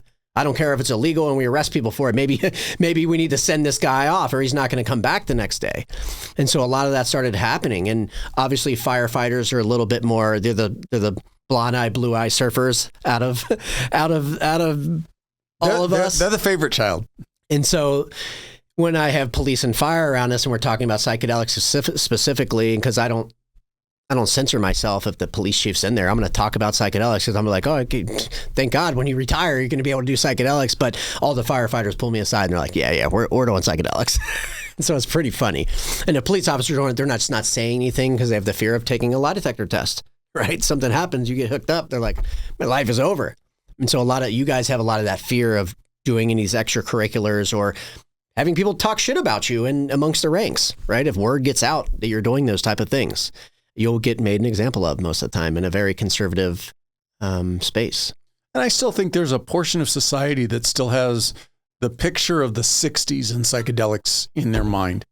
And the way I look at it is, it may not be for you. You may not want to go down that path of a potential treatment. But if somebody else wants to try that, we need to make it available to them.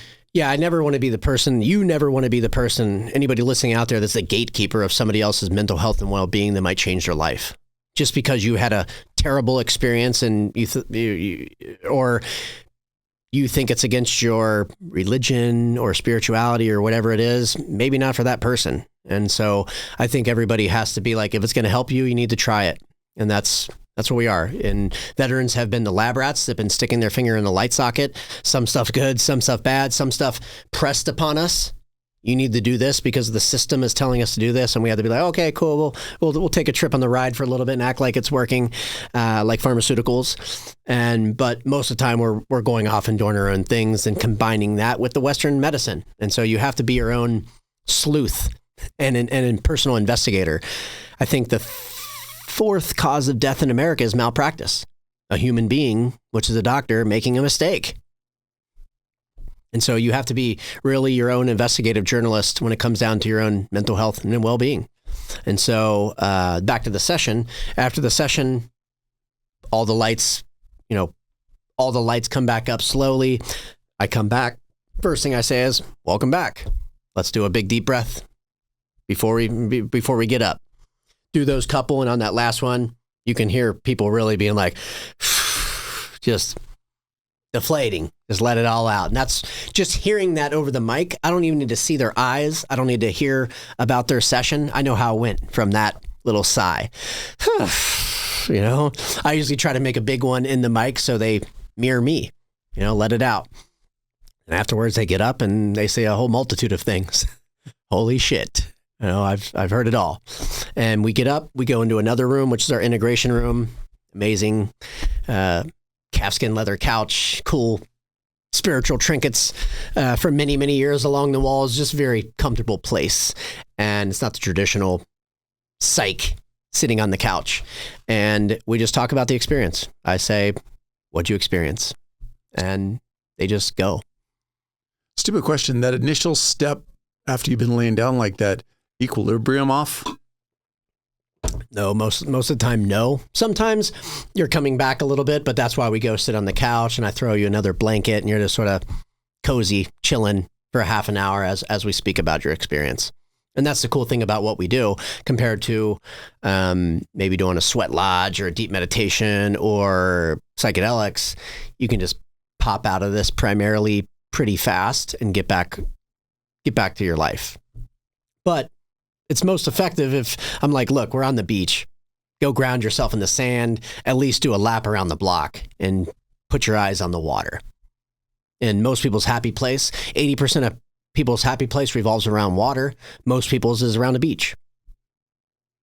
What do you guys recommend post session to kind of keep it going? First is obviously always hydrating well, getting some minerals inside you. If you're drinking filtered water, you probably need to get some Celtic sea salt to mix in, take a little pinch of that every single day and give you the minerals that you actually need. And that's the first step of just like feeling better, getting sun, helping the circadian rhythm. Most of the time when people leave because their nervous system is recalibrated and rebalanced, they get really good sleep. Then they wake up the next day and they call me and they're like, dude, I had crazy dreams. I said, because you got into your REM for once, your rapid eye movement. And that's when the mind, body, and soul repairs much more exponentially. And most of the time people never get that. And so they never feel reset or restored that next day, like they want to tackle the day or do new shit. And if you don't ever feel reset and it turns into this Groundhog's Day, that's when depression sets in. When it's the same thing every day. What are we going to do today, Pinky? Try to take over the world. That's when you deep dive into depression. How is it helping you from a personal standpoint with all the people that you see that you're helping and helping them get better? A lot of times when people come to us, it's because people read about us, and a lot of people that have been working on their mental health and wellness for a really long time, this ain't their first rodeo. This ain't their first stop. Trying something.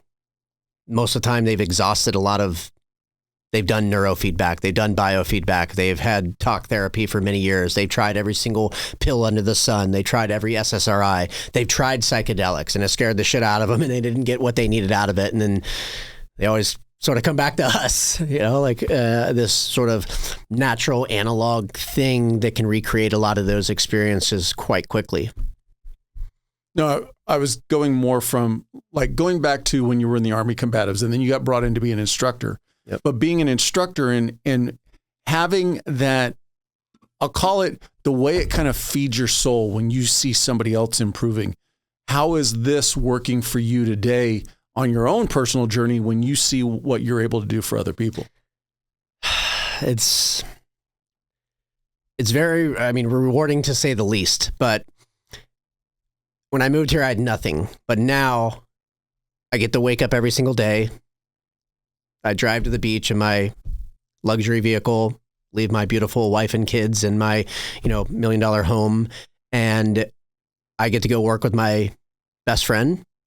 I get to help my community through some of the most traumatic times of their life. And I get to use my skill. I get to use everything that I've been through in my life. And when I first moved to LA and I became a, director and a photographer, I thought the things I needed to talk about to propel my career, like in life, was all the successful things that I've done. Look at the celebrity I'm working with. Look who I'm dating. Look at the money that I'm making. All the things that I was just sort of fucking faking it at the time. And now I realize after a decade of doing that, that's not what people want to hear. They want to hear the real you. They want to hear your authentic hero's journey. They want to hear like Elon said, how he interviews people. He said, how do you interview people? I ask him one question. Tell me about your life and all the decisions you made that led up to you being right here. And that's what I lead with. And what it does is, unlike seeing a traditional psychologist, it opens people up. Normal traditional psychologists was taught, separate your family life from your work life. You're not going to talk about how you're having marital problems as a psychologist, probably not. And we do the opposite. My life is out there for you guys all to examine and pick apart and talk about. But the people that want to come in and want to be a part of what we're doing, they're going to take the good things and the lessons out of that and walk through that door. And so I get to tell my authentic story. I don't have to hold back. I can cuss. I can talk about having addiction issues, where if you were running any normal business and your partner is talking about their addiction issues, you'd probably be like, shut the fuck up, especially around investors or people that might give us money. And so it's a big part of our story now. We don't shy away from it. We're on a certain trajectory. We're going to do it with or without anybody's money, approval. And what we're doing compared to psychedelics is, as you saw what just happened this week, where, MDMA just got the kibosh and they're going to slow down the money. And it's a big hit to the psychedelic community. And I don't have to battle that. I just have to prove that it's effective and works, and we're off to the races. And we can be accepted a lot earlier. Look, we're already in the police and fire departments. We're not in the VA yet, but we're really, really close. The head of innovation is literally flying down for 2 hours with us to experience what we're doing, to see if it might be something that can move into the VA healthcare system. And so we're really close. And I've been a part of trying to get cannabis, CBD, psychedelics, all those things, advocate, educate, all those things. They ain't giving it to us still. And people are still dying. And so we have an amazing solution that follows along those same lines, but we're not caught up in all that red tape, like all my brothers and sisters working in that community, trying to push something uphill. I just gave up on trying them to join us. I'm like, look, if you want to go do psychedelics, I'll get you a chocolate bar. I'll send you to an experience. We'll send you to Peru. I'll hook you up with a nonprofit that'll pay for it. It's out there now. If you're a veteran, police officer, responder, clinician, there is assets out there and you know about it. And when we first got into this, it was to slow down the suicide rate and to fix and heal my own community. I never thought I was going to be treating police and firefighters now. And now, because of veterans are the poster boys for post-traumatic stress, and police and fire sort of look up to us as like, all right, I greet firefighters all the time, police officers. I say, thank you for your service. And they're like, oh, and they go, oh, what are you? I said, oh, I was an infantry guy, machine gunner. They're like, oh, let me thank you for your service. I didn't go through anything that you've gone through. I said, let me just stop you right there. And so a lot of times there's this like hierarchy of post-traumatic stress. And a lot of people come in, they're like, oh my gosh, it's so amazing what you do for veterans, Jonathan. It's awesome. I love it. I said, let me stop you there. You ever been in a car wreck? And they go, yeah. I go, I have just as much post-traumatic stress from a car wreck that I was in than 15 months at firefights. So maybe that tells me you have just as much post-traumatic stress as me, or maybe even more. And it really gets people like mechanics thinking, because they think that you've been to war, that you're in line first. And really, we went to war because we're selfless. We put our lives on the line for our country and for our families and for our communities. We're not the guys that want to be first in line. We just want the same as everybody else, what we talk about when it comes down to the VA and mental health and wellness. And I'll give them credit. They have done an amazing job this last decade to turn it around from what it was. And so you guys actively working, my goal was like, man, maybe we can talk these knucklehead firefighters and police officers that come in here because it's working for us so well. We know they're hyper conservative, just like veterans, but veterans aren't working anymore. And so we're smoking weed, sitting on our couch with, pajamas on 100% disability, going back to college. We're chilling. You guys are, a little bit more wound up tight around the stick. And so with that being said, you guys started losing a lot of people in your ranks. A lot of things, more discussions started happening instead of trying to bury it in your ranks. Because just like, speaking of different things, like everybody has somebody that may be addicted to opioids in their family. And so in those communities, when really a lot of your friends start dying, you're like, we need to I thought this way in the beginning. I was saying, fuck all those things, but maybe we need to start talking about these things. And it really opened a lot of the leadership up to this stuff. Then, as you know, I think a $50 million grant came down for mental health and wellness spread out between all of the agencies in the state. And so they started doing things. Some are putting their money into stuff like we do. Others are painting the gym, getting Pelotons, and different stuff like that, gym passes. So we didn't know that it was going to create this waterfall effect because we're doing so well with veterans that they started telling the police officers. I started going on podcasts and doing interviews, and those people are watching those things. And next thing you know, police and fire banging out the door.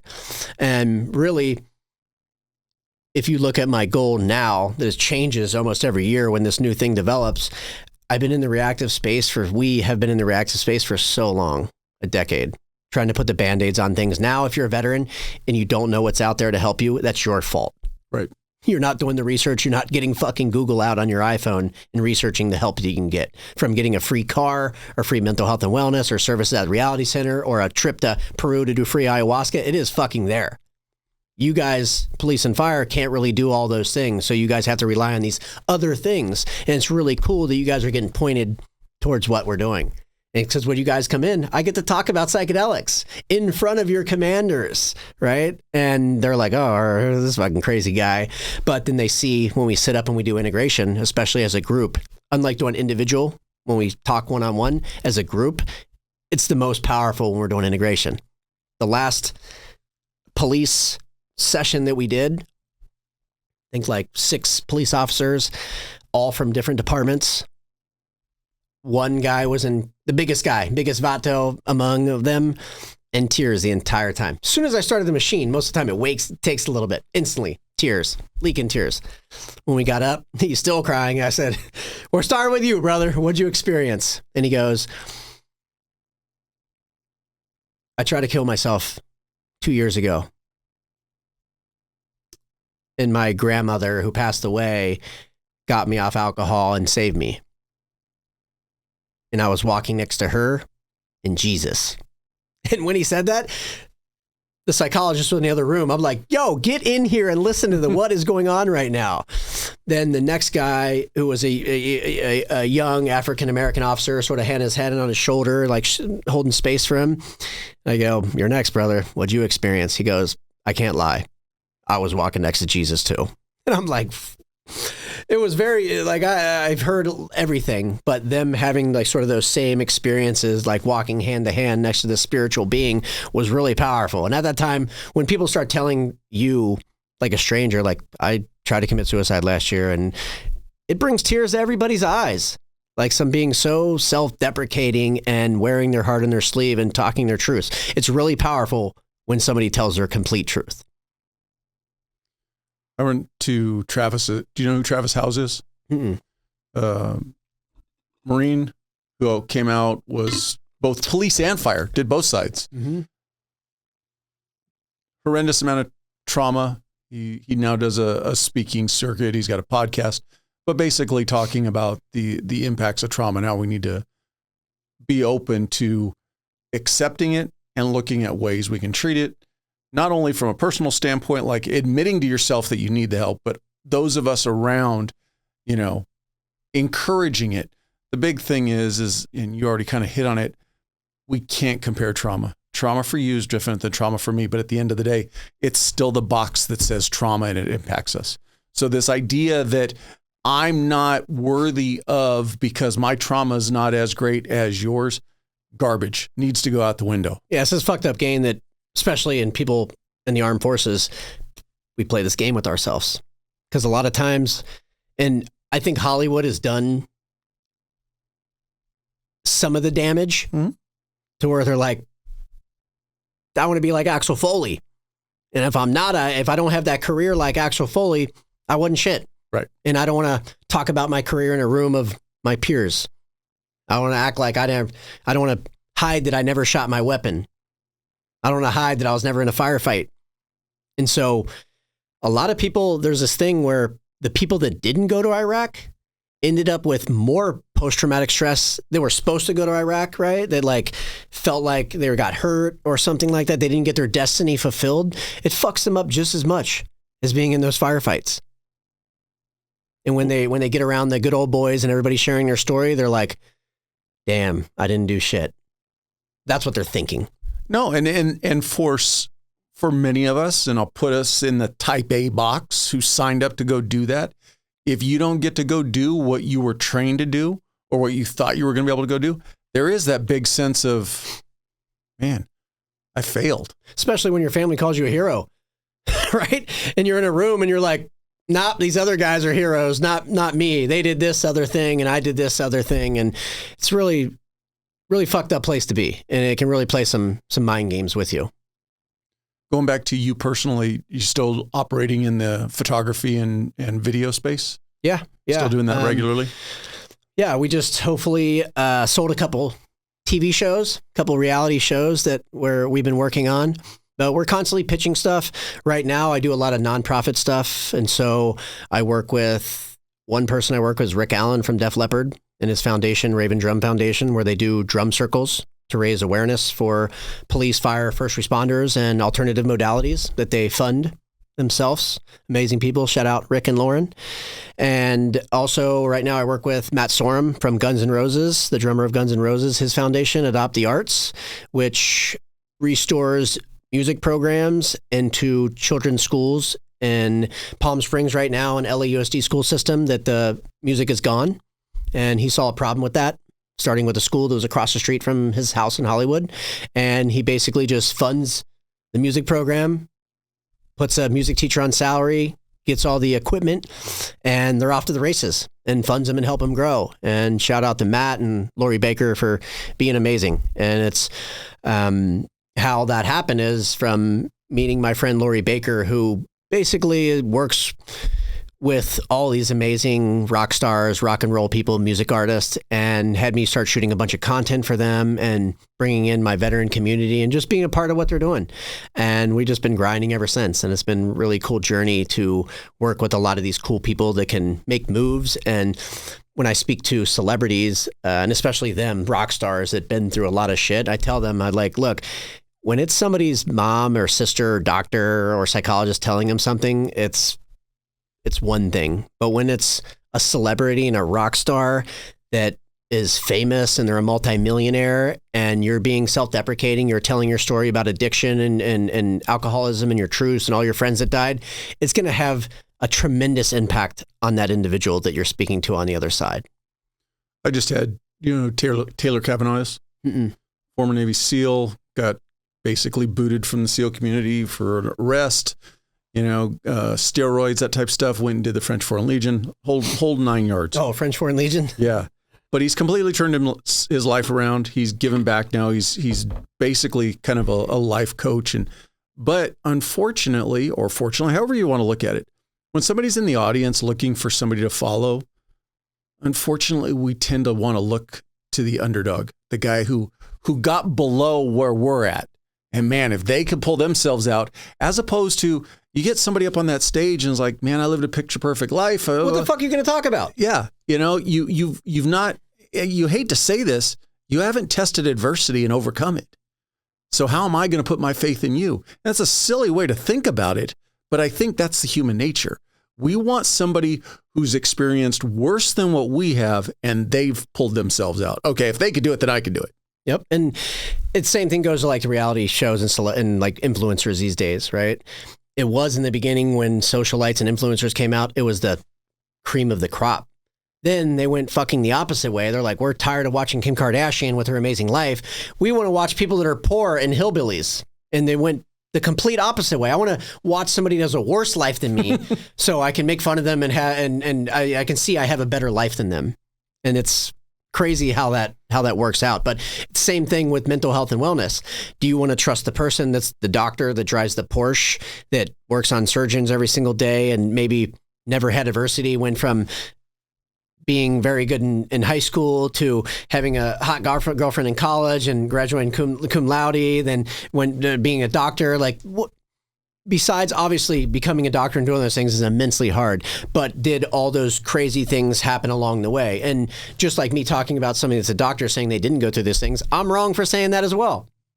And that's the thing is, there are some people that are amazing clinicians and working today with veterans, first responders, with what you could deem as no life experience. They went from high school, they knew what they wanted to do, all the way to their doctorate program, but they're amazing. That path is super strict when you want to become a doctor. Yes. If you're going to become something else that is not going to kill me, maybe you don't need to focus that hard. But at the end of the day, there is something to be able to relate to the person who's sitting across from you. So when I am introduced to psychologists who were veterans or who are veterans, who are former first responders, there is that bond that that sense that they understand me. It's called cultural, and I learned this from Dr. Gina. It's called cultural competency. And if you're a police officer and you're coming in to see me, these people have already told me. They're like, I would rather have my people come and see you than this traditional off-the-shelf thing or person. Right. Because they know that person is going to be able to open up to me. We start out with my story. I'm very self-deprecating. They see all the faults in my life. Then if they see those, they're going to be like, all right, let me talk about some of mine. Instead of sitting thinking that person across from the clipboard is living some little bit more exponential life than you. You don't really want to talk about all your fucked up shit. Person on the other side is having an amazing life, perfect. The last thing you want is immediately starting off with, man, they're just judging me. Yeah. And so the good psychologists these days are the ones that aren't being the hall monitor, that are going against what they were taught. And they're saying, you know what? Cannabis working for you? I think you should go try that. If you want to go do ayahuasca, I think you should try that. But you need to do research. You need to talk to people. You need to do integration. And the good psychologists will going to retain their clients by doing that. And instead of them just fizzling out after a year of paying $300 an hour every single week and nothing gets done. The cool thing about what you come into the reality center is you see results or something happening very fast. You've been able to get back on the mats? Not in a long time. I'm ready though. I broke going into COVID. I was shooting 8 music videos with Justin Bieber, coming off a pretty big high in my life where I got to call my wife and be like, hey babe, get dressed. We're going to catch Steakhouse with Justin Bieber and Hailey Bieber. And she's like, what the fuck is he, what? And coming off that high, it was probably right when Kobe died, probably a couple days after Kobe died. I was hiking up at Griffith Observatory, coming down the mountain. I was just like sidestepping, then I went to go stand up, lost my thing, came down on one of my legs, snapped it right in half on my ankle, like Anderson Silva and Conor McGregor. And next thing you know, 2 helicopters, the most biggest helicopters I've ever seen in my life. And obviously in the military, the fear of just lifting off the ground and getting shot down is always there. And Kobe dying a couple days before that, I'm like, please tell me those helicopters are not for me. Sure enough. Right up to me, shit's blowing all over the place. And they come down on the line and they go, how old are you? And I'm like, what the fuck are they asking me for how old I am? I'm like, 38. Next guy comes down on the line, runs up to me like, how old are you? And I'm like, what the fuck is going on here? Why are they asking me my age? Well, the park ranger that came up to check on me after my partner went down to call 911, older African-American gentleman, sort of huffing and puffing on the way up. He's having a heart attack 2 feet behind me. Oh, shirt ripped open, straight like this. And so I'm like, oh, they were coming into the landing zone, assessing the situation for a 40-year-old white male. And they see this guy having a heart attack behind me. And they go, we're taking him. He's having a heart attack. There's equipment. I'm like, good, get the fuck out of here. Take him. Then the firefighters come down and basically put me in a IKEA, a body length IKEA bag and manhandle me. And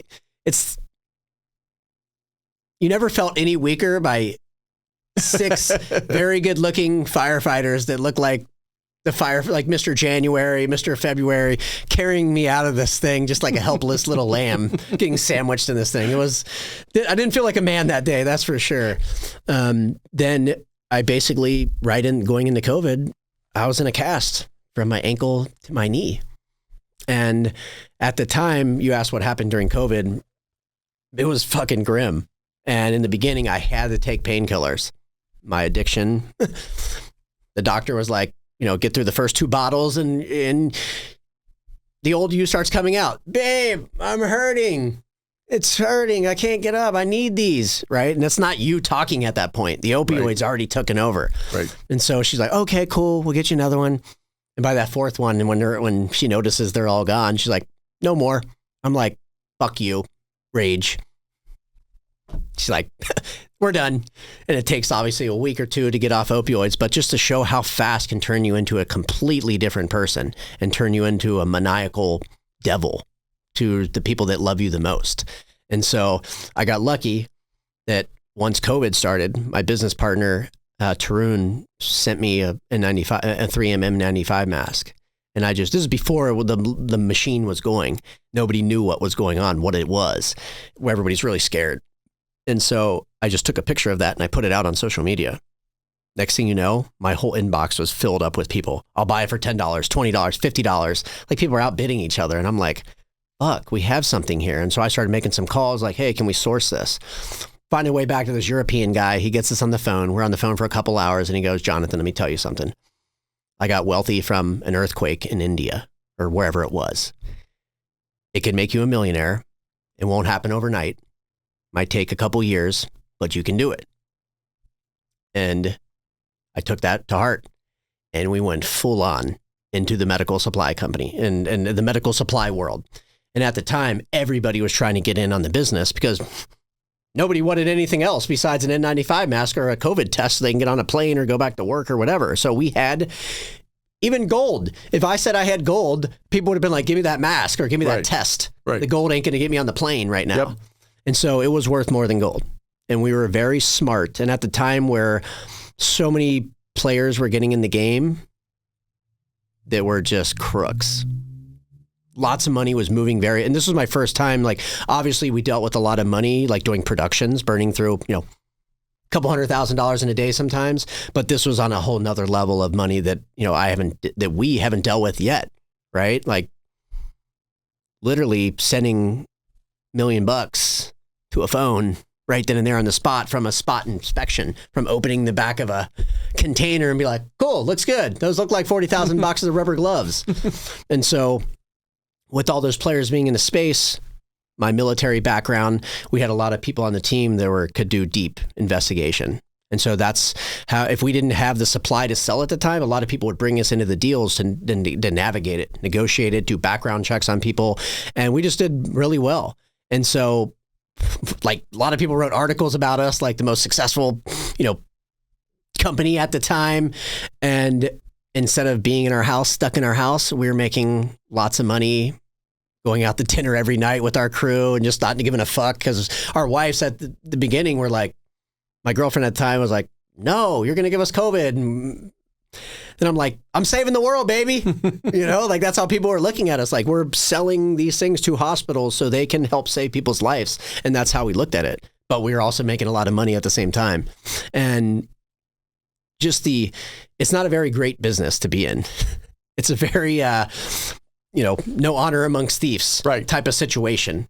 And it was a money grab. And so it happened so fast, so many players. We would have like big celebrities that you knew try to get in, like think they could get in and make money real quick. And it really wasn't like that. You just can't become a medical supply. You're not just going to get in and some guy drops you off a container and next thing you're in the business, And so it took a lot of time to get good at it and become a trusted source when all the fake players get out of the game and then it winds down to the actual people that were selling medical shit before before the pandemic. And so we just did really well. We had a good time during the pandemic. We didn't take it too seriously like everybody else. We were like, fuck it. We're going to go out dying. We're going to go make money, having fun with our friends. And when everything started dying in, we fucking hated the industry. We're like, we don't even want to do this anymore. I don't care what kind of money we're making. We need to move on with our lives that got put on hold. And so when mental health and wellness became first, that's when we're like, time to open up the center. And has taken over the last 3 years of our life. Our family's lives. Any piece that we haven't talked about? Any little last pieces of advice? I think we covered a lot of things. The main thing is that mental health and wellness should be the number one priority in your life, whether it's through fitness or spirituality or going to church. You can have deep introspective experiences through many different things. You don't have to take psychedelics. You don't have to come into the reality center. You can be in church. You can be up on a horse. You can be walking next to wolves, like at the Wolf Connection with Teo. You can be walking down the woods alone or having a conversation with somebody and have a spiritual epiphany. And so don't cancel out some of these things that can happen for you. And we look at everybody as an instrument, and everybody's a different size instrument, and everybody's a different kind of instrument. And so everybody needs to be tuned differently. And most of the time it's a cocktail or a combination of all these different things that helps each individually tune theirself. And it all starts with just wanting to do better for yourself, wanting to heal, wanting to be better to the person left and right. And the best saying is the saying in the airplane: secure your own mess first, then secure the children's. And when I first started hearing that when I was younger, I'm like, what? You wouldn't do the women and children first? And then I finally started realizing what that really actually meant as an analogy to life. Can't help anybody until you help yourself first. Yep. I appreciate your time. All the best going forward. Thank you, brother. Thanks for having me.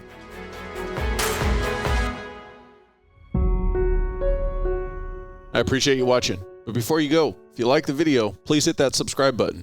Also, any comments are appreciated. Thank you.